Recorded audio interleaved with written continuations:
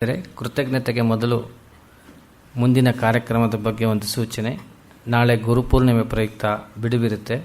ನಾಡಿದ್ದು 1ನೇ ತಾರೀಕು doctor MK Sridhar ಅವರು ಸಂಸ್ಕೃತ ಸಾಹಿತ್ಯದಲ್ಲಿ ಮೌಲ್ಯಗಳು ಒಂದು ಅವಲೋಕನ ಅಂತ ಹೇಳಿ ಮಾತನಾಡಲಿದ್ದಾರೆ. ಸಂಜೆ 6:30ಯಿಂದ 8 ಗಂಟೆವರೆಗೂ.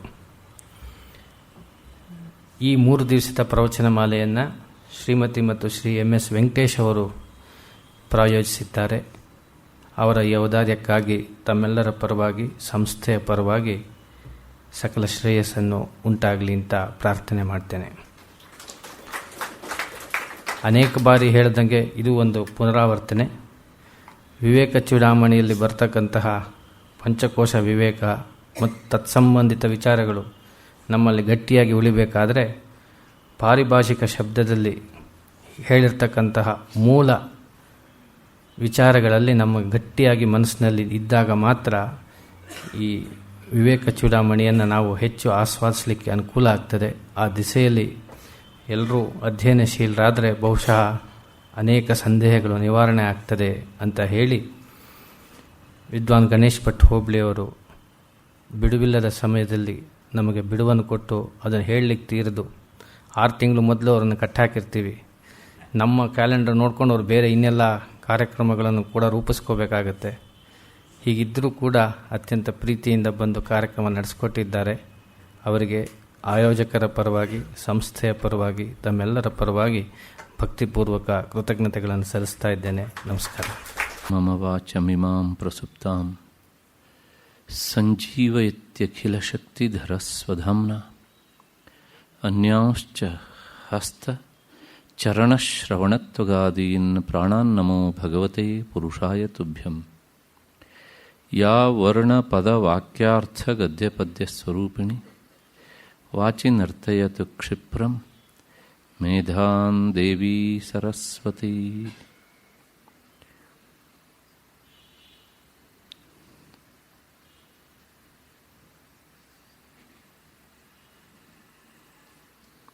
ಸರ್ವವೇದಾಂತ ಸಿದ್ಧಾಂತ ಗೋಚರಂ ತಮಗೋಚರಂ ಗೋವಿಂದಂ ಪರಮಾನಂದಂ ಸದ್ಗುರುಂ ಪ್ರಣತೋಸ್ಮ್ಯಹಂ. ಶ್ರುತಿಸ್ಮೃತಿಪುರಾಣಾನಾಂ ಆಲಯಂ ಕರುಣಾಲಯಂ ನಮಾಮಿ ಭಗವತ್ಪಾದಂ ಶಂಕರಂ ಲೋಕಶಂಕರಂ. ನಮಸ್ತಸ್ಮೈ ಭಗವತೆ ಶಂಕರಾಚಾರ್ಯರೂಪಿಣೆ ಯೇನ ವೇದಾಂತ ವಿದ್ಯೇಯಂ ಉದ್ಧೃತಾ ವೇದಸಾಗರಾತ್. ಸದಾತ್ಮಧ್ಯಾನನಿರತಂ ವಿಷಯೇಭ್ಯಃ ಪರಾಂಖಂ ನೌಮಿ ಶಾಸ್ತ್ರೇಷು ನಿಷ್ಣಾತಂ ಚಂದ್ರಶೇಖರ ಭಾರತೀಂ. ನನ್ನ ವೇದಾಂತ ಬಂಧುಗಳೇ, ಈ ಕಾರ್ಯಕ್ರಮದ ಪ್ರಾಯೋಜಕರಾದಂತಹ ಶ್ರೀಯುತ ವೆಂಕಟೇಶ್ ಹಾಗೂ ಅವರ ಪರಿವಾರದವರೇ, ಎಲ್ಲ ಹಿರಿಯರೇ, ನನ್ನ ಮತ್ತು ನಿಮ್ಮೆಲ್ಲರ ಹೃದಯ ಮಂದಿರವನ್ನು ಬೆಳಗ್ತಾ ಇರುವಂತಹ ಮಹಾಚೈತನ್ಯಕ್ಕೆ ಅನಂತ ಪ್ರಣಾಮಗಳನ್ನು ಸಲ್ಲಿಸ್ತಾ ಇವತ್ತಿನ ಚಿಂತನೆಗೆ ಮುಂದಾಗ್ತಾ ಇದ್ದೇನೆ. ಹಾಗೆ ಮುಂದಾಗಿಂತ ಮೊದಲು ಒಂದೆರಡು ಸಂಶಯಗಳು ಬಂದಿವೆ. ಅವುಗಳಿಗೆ ಉತ್ತರ ಕೊಡುವ ಪ್ರಯತ್ನವನ್ನು ಮಾಡ್ತೇನೆ.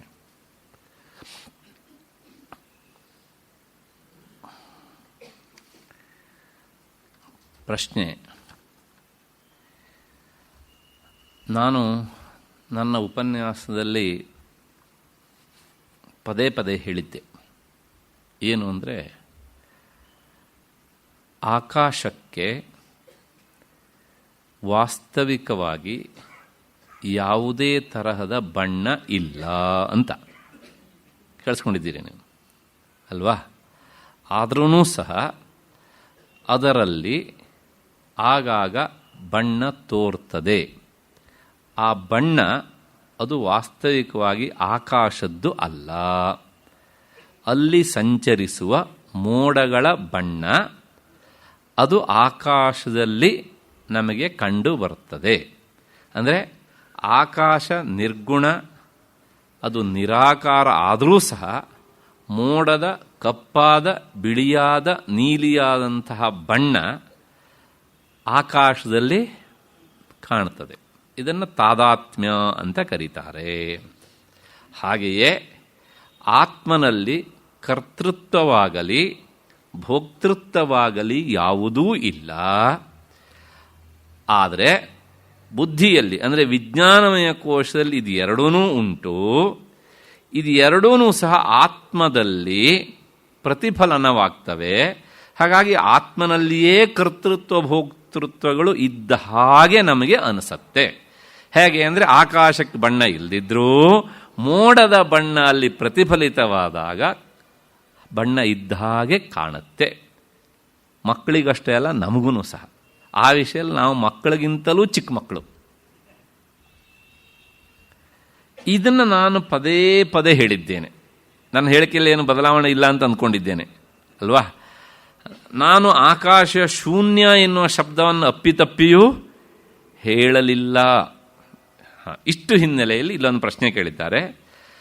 ಹಗಲಿನಲ್ಲಿ ಆಕಾಶ ನೀಲಿಯಾಗಿ ಗೋಚರವಾಗುತ್ತದೆ. ಹೌದು, ಮೋಡ ನೀಲಿ ಆದದ್ದಿದ್ರೆ ಆಕಾಶ ನೀಲಿಯಾಗಿ ಕಾಣುತ್ತದೆ. ಆದರೆ ಎಲ್ಲ ದಿವಸ ನೀಲಿಯಾಗಿ ಕಾಣುತ್ತೆ ಅನ್ನೋ ನಿಯಮ ಇಲ್ಲ. ಬಿಳಿಯ ಮೋಡ ಬಂದರೆ ಆಕಾಶ ಬಿಳಿಯಾಗಿ ಕಾಣುತ್ತದೆ, ನೀಲಿಯ ಮೋಡ ಬಂದರೆ ನೀಲಿಯಾಗಿ ಕಾಣುತ್ತದೆ. ಯಾಕೆ ಹಾಗೆ ಕಾಣುತ್ತದೆ ಅಂದರೆ ಆಕಾಶಕ್ಕೆ ವಾಸ್ತವಿಕವಾಗಿ ಯಾವುದೇ ನಿಜವಾದ ತನ್ನದು ಎನ್ನುವಂಥ ಬಣ್ಣ ಇಲ್ಲದೆ ಇರುವುದು ಕಾರಣ. ಕ್ಲಿಯರ್ ಆಗ್ತದೆ ಅಂತ ಅಂದ್ಕೊಂಡಿದ್ದೇನೆ ಅಲ್ವಾ. ಅದರ ಅಲ್ಲಿ ಯಾವ ಬಣ್ಣದ ಮೋಡ ಸಂಚರಿಸುತ್ತೋ ಆ ಬಣ್ಣದ ಮೋಡದ ಬಣ್ಣ ಆಕಾಶದಲ್ಲಿ ಪ್ರತಿಫಲನವಾಗುತ್ತೆ. ಹಾಗಾಗಿ ಹಗಲಿನಲ್ಲಿ ಮಾತ್ರ ನೀಲಿ ಆಗುತ್ತೆ ಅಂತ ನಾವು ಹೇಳೋದಕ್ಕೆ ಆಗೋದಿಲ್ಲ. ಅದನ್ನು ಶೂನ್ಯ ಎಂದು ಹೇಳುತ್ತೀರಿ. ನಾನು ಈ ಶಬ್ದ ಹೇಳಲಿಲ್ಲ. ಆಕಾಶ ಶೂನ್ಯ ಅಂತ ಹೇಳಲಿಲ್ಲ. ಆಕಾಶದಲ್ಲಿ ಬಣ್ಣ ಇಲ್ಲ ಅಂತ ಹೇಳಿದ್ದೇನೆ. ಇಲ್ಲದಿದ್ರೂ ತೋರತ್ತೆ ಅನ್ನೋದಕ್ಕೆ ನಾನು ಉಪಪತ್ತಿ ಕೊಟ್ಟಿದ್ದೇನೆ ಅಲ್ವಾ. ನಾನು ಶೂನ್ಯ ಅಂತ ಹೇಳಲಿಲ್ಲ ಒಂದು. ಹಾಗಾಗಿ ಆಕಾಶ ಶೂನ್ಯ ಅಂತ ಹೇಳೋದಿಲ್ಲ. ಯಾಕೆಂದರೆ ಆ ಪಂಚಭೂತಗಳಲ್ಲಿ ಅದು ಒಂದು, ಅದು ಶೂನ್ಯ ಅಂತ ಹೇಳೋದಿಲ್ಲ ನಾವು. ಒಂದು. ಇನ್ನು ಎರಡನೇದು, ರಾತ್ರಿಯ ಹೊತ್ತಿನಲ್ಲಿ ಗ್ರಹ ನಕ್ಷತ್ರಗಳು ಚಂದ್ರ ಇನ್ನೂ ಅನೇಕ ಆಕಾಶಕಾಯಗಳು ಇರುತ್ತವೆ ಎಂದು ನಾವು ತಿಳಿದಿದ್ದೇವೆ. ಅದು ಹೇಗೆ ಸಾಧ್ಯ? ರಾತ್ರಿ ಹೊತ್ತಿನ ಇದು ವಾಸ್ತವಿಕವಾಗಿ ವೇದಾಂತಕ್ಕೆ ಸಂಬಂಧಪಟ್ಟ ಭಾಗ ಅಲ್ಲ, ಇದು ಖಗೋಳ ವಿಜ್ಞಾನಕ್ಕೆ ಸಂಬಂಧಪಟ್ಟಿದ್ದು. ಈ ಪ್ರಶ್ನೆ ಇದರೊಳಗೆ ನಾವು ಎರಡು ಭಾಗ ಮಾಡ್ಕೊಳ್ಬೇಕು. ಏನು ಅಂದರೆ ಆಕಾಶ ನೀಲಿಯಾಗಿ ಗೋಚರಿಸ್ತದೆ, ಅದಕ್ಕೆ ಕಾರಣ ಏನು ಅಂತ ಕೇಳಿದರೆ ವೇದಾಂತದ ಉತ್ತರ ಮೋಡದ ಒಂದು ಬಣ್ಣದ ಪ್ರತಿಫಲನದಿಂದ ಹಾಗೆ ಕಾಣುತ್ತದೆ ಅಂತ. ಅದು ಮೊದಲನೇ ಭಾಗದ್ದು, ನಾನು ಅದಕ್ಕೆ ಉತ್ತರ ಕೊಟ್ಟಿದ್ದೇನೆ. ಎರಡನೇದು ಉಂಟಲ್ಲ, ಇದು ಖಗೋಳ ಶಾಸ್ತ್ರಕ್ಕೆ ಸಂಬಂಧಪಟ್ಟಂತಹ ಪ್ರಶ್ನೆ. ನಕ್ಷತ್ರಗಳು ಚಂದ್ರ ಇನ್ನು ಅನೇಕ ಆಕಾಶಕಾಯಗಳು ಇರ್ತವೆ ಎಂದು ನಾವು ತಿಳಿದಿದ್ದೇವೆ. ಅದು ಹೇಗೆ? ಆಕಾಶದಲ್ಲಿ ಇರ್ತವೆ. ಪ್ರಾಯಶಃ ಈ ಪ್ರಶ್ನೆಯಲ್ಲಿ ನನಗೊಂದು ಸಂಶಯ ಏನು ಅಂದರೆ ಅವರ ಉದ್ದೇಶ ಹೇಗಿರಬೇಕು. ಇವೆಲ್ಲ ಇರ್ತವೆ ಅಂತ ಕೇಳಿದ್ದೇವೆ ಆಕಾಶದೊಳಗೆ, ಅವು ಹೇಗಿರುತ್ತವೆ? ಈಗ ನಮಗೆ ಏನಾಗಿದೆ ಕೇಳಿದರೆ, ಮೇಲೆ ಒಂದು ವಸ್ತು ಇರಬೇಕಿದ್ರೆ ಆ ವಸ್ತು ಬೀಳದೆ ಇರುವ ಹಾಗೆ ಹಿಡ್ಕೊಳ್ಳೋದಕ್ಕೆ ಒಂದು ಆಧಾರ ಇರಬೇಕು ಅಲ್ವಾ. ಪ್ರಾಯಶಃ ಇವು ಹೇಗಿರ್ತವೆ ಅಂದರೆ ಇವು ಯಾವ ಆಧಾರದಿಂದ ಇವೆ ಅಂತ ಪ್ರಶ್ನೆಯ ಅರ್ಥವೋ, ಅಥವಾ ಅವು ರಾತ್ರಿ ಮಾತ್ರ ಗೋಚರಿಸ್ತವೆ, ಹಗಲಲ್ಲಿ ಗೋಚರಿಸೋದಿಲ್ಲ, ಯಾಕೆ ಅಂತನೋ ಈ ಪ್ರಶ್ನೆಯನ್ನು ಸ್ಪ್ಲಿಟ್ ಮಾಡಬೇಕು.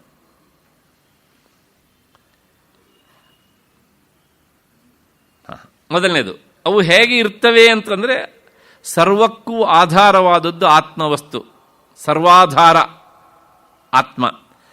ಹಾಗಾಗಿ ಇವೆಲ್ಲವೂ ಸಹ ಗ್ರಹಗೋಲಗಳು ಗುರುತ್ವಾಕರ್ಷಣೆ ಶಕ್ತಿಯಿಂದ ಅವು ಇರ್ತವೆ. ಅಂದರೆ ಒಂದರ ಹತ್ರನೂ ಬರೋದಿಲ್ಲ, ಡಿಕ್ಕಿನೂ ಹೊಡೆಯೋಲ್ಲ, ಅವು ಒಂದನ್ನೊಂದು ಚದರಿಯೂ ಹೋಗಲ್ಲ ಅವು. ಯಾಕೆಂದರೆ ಅದು ತಳ್ಳಿಯೂ ತಳ್ಳತ್ತೆ, ಎಳ್ಕೊಂಡು ಹೇಳ್ಕೊಳ್ಳುತ್ತೆ.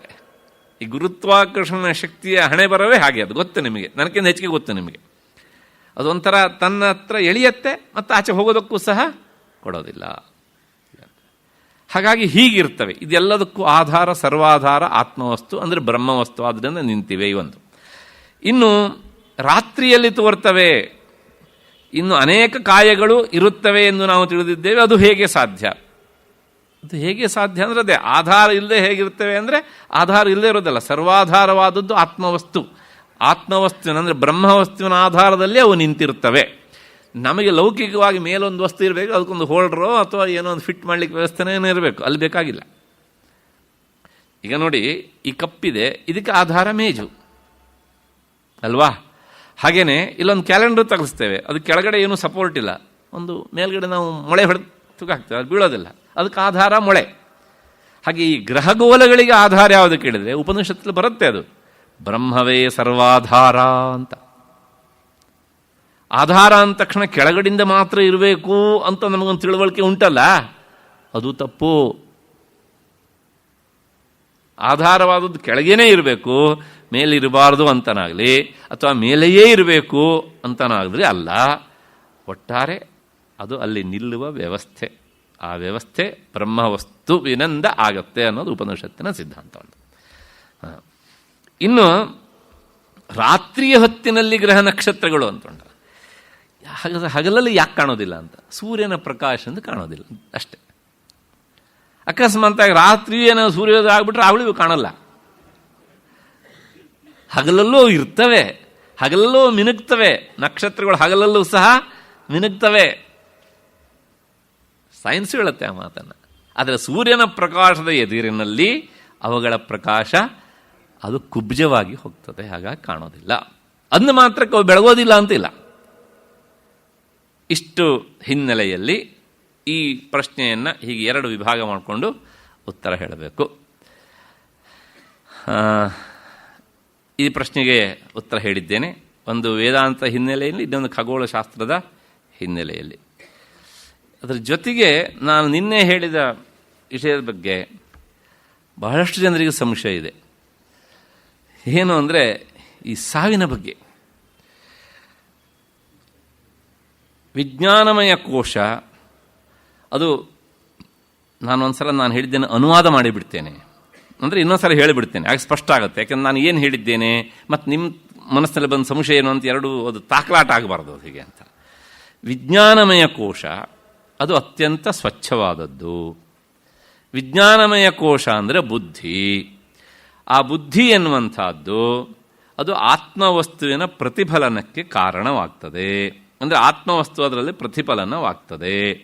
ಆತ್ಮನನ್ನು ಹಿಡಿದು ತೋರಿಸುವ ಸಾಧನಗಳಲ್ಲಿ ಬುದ್ಧಿ ಅತ್ಯಂತ ಪ್ರಧಾನವಾದದ್ದು. ಅದು ಪ್ರಧಾನವಾದ, ಅದರ ಜೊತೆಗೆ ಇನ್ನೂ ಮತ್ತಿವೆ, ನಾನು ಹೇಳಿದ್ದೇನೆ 17 ಅವಯವಗಳಿಂದ ಕೂಡಿದ್ದನ್ನು ಅಂತಃಕರಣ ಅಂತ ಕರೀತಾರೆ. ಅದರೊಳಗೆ ಬುದ್ಧಿಯ ಭಾಗ ಹೆಚ್ಚು.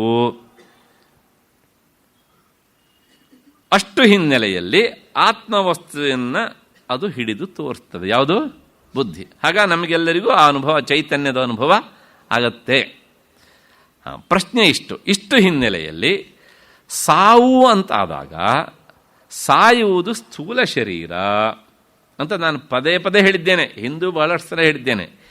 ಈ ಅಂತಃಕರಣ ಎನ್ನುವಂಥದ್ದು ಸ್ಥೂಲ ಶರೀರದಿಂದ ಅದು ವಿಯೋಗವಾಗತ್ತೆ. ಹಾಗಿದ್ರೆ ಅದು ಯಾವಾಗ ಸಾಯತ್ತೆ ಅಂತ ಒಂದು ಪ್ರಶ್ನೆ ಕೇಳಬೇಕು. ಅದು ವೇದಾಂತ ಜ್ಞಾನದಿಂದ ನಾಶ ಆಗತ್ತೆ, ಮುಂದೆ ಬರುತ್ತೆ ಆ ಮಾತು ಹೀಗೆ ಅಂತ. ಅದು ಹಾಗೇನೇ ಇರುತ್ತೆ. ಈಗ ಇನ್ನೊಂದು ಪ್ರಶ್ನೆ, ಆ ಅಂತಃಕರಣದಲ್ಲಿ ಆತ್ಮವಸ್ತು ಇರತ್ತಲ್ಲ, ಅಲ್ಲಿ ಮಾತ್ರ ಇರೋದಲ್ಲ, ಅದರ ಆಚೆನೂ ಇರುತ್ತೆ. ಅದು ಸ್ಥೂಲ ಶರೀರದಲ್ಲೂ ಇರುತ್ತೆ. ನಿನ್ನೆನೋ ಈ ಮಾತನ್ನು ನಾನು ಹೇಳಿದ್ದೇನೆ. ಆದರೆ ಸ್ಥೂಲ ಶರೀರದಲ್ಲಿರುವಂಥ ಆತ್ಮನನ್ನು ಹಿಡಿದು ತೋರಿಸುವ ಸಾಮಗ್ರಿ, ಸಾಧನ ಅಲ್ಲಿಲ್ಲ. ಹಾಗಾಗಿ ಅನುಭವಕ್ಕೆ ಬರುವುದಿಲ್ಲ. ಯಾಕೆಂದರೆ ಅದನ್ನು ಹಿಡಿದು ತೋರಿಸುವ ಸಾಮಗ್ರಿವಾಗಿ ಏನಾಗಿದೆ? ಹೋಗ್ತಾ ಇದೆ. ಯಾವುದು? ಅಂತಃಕರಣ ಅಲ್ವಾ? ಹಾಗಾಗಿ ಸಾಯುವುದು ಸ್ಥೂಲ ಶರೀರ. ಹಾಗಿದ್ರೆ ಆ ಅಂತಃಕರಣ ಅದು ಎಲ್ಲಿ ಹೋಯಿತು ಅಂತ ಪ್ರಶ್ನೆ. ಇದಕ್ಕೆ ನಾನು ಹಿಂದೆ ಗೀತೆಯ 8ನೇ ಅಧ್ಯಾಯದಲ್ಲಿ ಉತ್ತರ ಹೇಳಿದ್ದೇನೆ. ಅದು ಎಲ್ಲಿ ಹೋಯಿತು ಅಂತ ಕೇಳಿದರೆ, ಅದು ಎಲ್ಲಿ ಹೋಯಿತು ಅಂತ ನಾವು ಹೇಳೋಕ್ಕಾಗಿಲ್ಲ, ಅವನ ಕರ್ಮದಿಂದ ತೀರ್ಮಾನ ಆಗತ್ತೆ. ಅದು ಎಲ್ಲಿ ಹೋಗಬೇಕು ಅನ್ನೋದು ಮತ್ತು ಪುನಃ ಯಾವ ದೇಹವನ್ನು ಸೇರಬೇಕು ಅನ್ನೋದು ಅದು ಅವನ ಕರ್ಮದಿಂದ ತೀರ್ಮಾನ ಆಗತ್ತೆ. ನಾವು ಹೇಳೋಕ್ಕಾಗೋದಿಲ್ಲ ಅದನ್ನು. ಯಾಕೆಂದರೆ ಅವನು ಒಳ್ಳೆಯ ಕರ್ಮ ಮಾಡಿದ್ದಿದ್ರೆ ಆ ಫಲವನ್ನು ಅನುಭವಿಸೋದಕ್ಕೋಸ್ಕರ ಇನ್ನೊಂದು ಉತ್ತಮವಾದಂತಹ ಶರೀರವನ್ನು, ಸ್ಥೂಲ ಶರೀರವನ್ನು ಹುಡ್ಕೊಂಡು ಹೋಗುತ್ತೆ. ಅದರೊಳಗೂ ಆತ್ಮ ಇದೆ, ಅದರ ಆಚೆನೂ ಇದೆ, ಅಂತಃಕರಣದೊಳಗೂ ಇದೆ, ಅಂತಃಕರಣದ ಹೊರಗೂ ಸಹ ಆತ್ಮ ಇದೆ. ಹೇಗೆ ಅಂದರೆ, ಇಲ್ಲೊಂದು ಬಕೆಟ್ ಇದ್ದರೆ ಆ ಬಕೆಟನ್ನು, ಖಾಲಿ ಬಕೆಟನ್ನು ಸುತ್ತಲೂ ಓಡಾಡಿಸೋಣ, ಅದರೊಳಗಡೆ ಇರುವಂಥ ಜಾಗ ಎಲ್ಲ ಕಡೆ ಓಡಾಡುತ್ತೋ ಇಲ್ವೋ? ಸ್ಪೇಸು ಓಡಾಡುತ್ತೋ ಇಲ್ವೋ? ಓಡಾಡುತ್ತೆ. ಅದ್ರ ಹೊರಗಡೆ ಇರೋ ಜಾಗ ಇದೆಯೋ ಇಲ್ವೋ? ಮತ್ತೆ ಹಂಗಾರೆ ಹಾಗಿದ್ರೆ ಅದ್ರ ಒಳಗಡೆ ಇರೋದು ಓಡಾಡದಂತೆ ಕಾಣುತ್ತೆ. ಅದ್ರ ಒಳಗಿನದನ್ನೇ ನಾವು ಏನು ಕರಿತೇವೆ? ಜೀವಾತ್ಮ ಅಂತ ಕರಿತೇವೆ. ಒಂದು ಮಾತ್ರಕ್ಕೆ ಆಚೆ ಕಡೆ ಇಲ್ಲ ಅಂತ ಇಲ್ಲ. ಆಚೆ ಕಡೆ ಇರುವಂಥ ಸ್ಪೇಸಿಗಿಂತ ಪ್ರತ್ಯೇಕವಾಗಿ ತೋರೋದಕ್ಕೆ ಕಾರಣ ಬಕೆಟ್. ಹಾಗೆ ಇಲ್ಲಿ ಅಂತಃಕರಣ ಅಂತ. ಅದು ಎಲ್ಲಿ ಹೋಗುತ್ತೆ ಅಂತ ಕೇಳಿದ್ರೆ ಅವನ ಕರ್ಮಕ್ಕೆ ಸಂಬಂಧಪಟ್ಟ ಹಾಗೆ ಹೋಗುತ್ತೆ. ತೀರಾ ಒಳ್ಳೆಯ ಕರ್ಮ ಮಾಡಿದ್ದಿದ್ರೆ ಅಂತೆ ಉತ್ತಮ ಜನ್ಮಕ್ಕೋಸ್ಕರ ಹೋಗಿ ಸೇರಿಕೊಳ್ಳುತ್ತೆ. ಮತ್ತು ತೀರಾ ಕೆಟ್ಟದ್ದನ್ನು ಮಾಡಿದ್ದಿದ್ರೆ ತಕ್ಷಣ ಮತ್ತು ಪುನಃ ಕೆಟ್ಟ ಶರೀರವನ್ನೇ ಅದು ಅವಲಂಬಿಸ್ಕೊಂಡು ಆಶ್ರಯಿಸಿಕೊಂಡು ಹುಡ್ಕೊಂಡು ಹೋಗುತ್ತೆ. ಅಂದರೆ ಪ್ರಾಣಿ, ಪಶು, ಪಕ್ಷಿಗಳ ಜನ್ಮವೂ ಸಹ ಬರ್ಬೋದು, ಅದರ ಒಳಗಡೆ ಇರುವಂಥ ಅಂತಃಕರಣ ಹಾಗೇನೇ ಇರುತ್ತೆ. ಆ ಜೀವಾತ್ಮ ಅವನೇ ಇರ್ತಾನೆ. ಮಿಥ್ಯಾಭೂತವಾದರೂ ಸಹ ಅಂತಃಕರಣವಂಥ ಉಪಾಧಿಯಿಂದ ಹಾಗೇನೇ ಇರ್ತಾನೆ. ಮತ್ತೆ ಆ ಶರೀರ ಬಿದ್ದಾಗ ಮತ್ತಿನ್ನೊಂದು ಶರೀರ, ಒಳಗಡೆ ಅಂತಃಕರಣ ಹಾಗೇನೇ ಇರುತ್ತೆ. ಎಲ್ಲಿವರೆಗಿರುತ್ತೆ? ವೇದಾಂತ ಶ್ರವಣ ಮಾಡಿ ಮೋಕ್ಷ ಪಡೆಯುವವರೆಗೂ ಆ ಅಂತಃಕರಣ ಇರುತ್ತೆ. ಹಾಗಾಗಿ ಒಬ್ಬ ವ್ಯಕ್ತಿ ಸತ್ತ ತಕ್ಷಣ, ಸ್ಥೂಲ ಶರೀರ ಸತ್ತ ತಕ್ಷಣ ಅವನಿಗೆ ಮೋಕ್ಷ ಆಯಿತು ಅಂತ ಹೇಳೋದಕ್ಕೆ ಆಗೋದಿಲ್ಲ. ನಾನು ಕೊಟ್ಟ ಬಕೆಟ್ನ ಉದಾಹರಣೆಗೂ ಇದಕ್ಕೊಂದು ಸಣ್ಣ ವ್ಯತ್ಯಾಸ ಉಂಟು. ಬಕೆಟ್ ಒಡೆದ್ರೆ ಬಕೆಟ್ನಲ್ಲಿರುವಂತಹ ಸ್ಪೇಸು ಹೊರಗಿನ ಸ್ಪೇಸ್ನೊಂದಿಗೆ ಒಂದಾಗಿಬಿಡ್ತದೆ. ಆದರೆ ಸ್ಥೂಲ ಶರೀರ ಬಿದ್ದ ತಕ್ಷಣವೂ ಸಹ ಹಾಗೆ ಆಗಲಿ ಅಂತ ಹೇಳೋಕ್ಕಾಗಲ್ಲ. ಯಾಕೆಂದರೆ ಇಲ್ಲಿ ಮೂರುಂಟು. ಒಂದು ಸ್ಥೂಲ ಶರೀರ, ಸೂಕ್ಷ್ಮ ಶರೀರ, ಇನ್ನೊಂದು ಕಾರಣ ಶರೀರ. ಆದರೆ ನಾನು ಕೊಟ್ಟ ಉದಾಹರಣೆ ಒಂದಿದೆ, ಬಕೆಟು.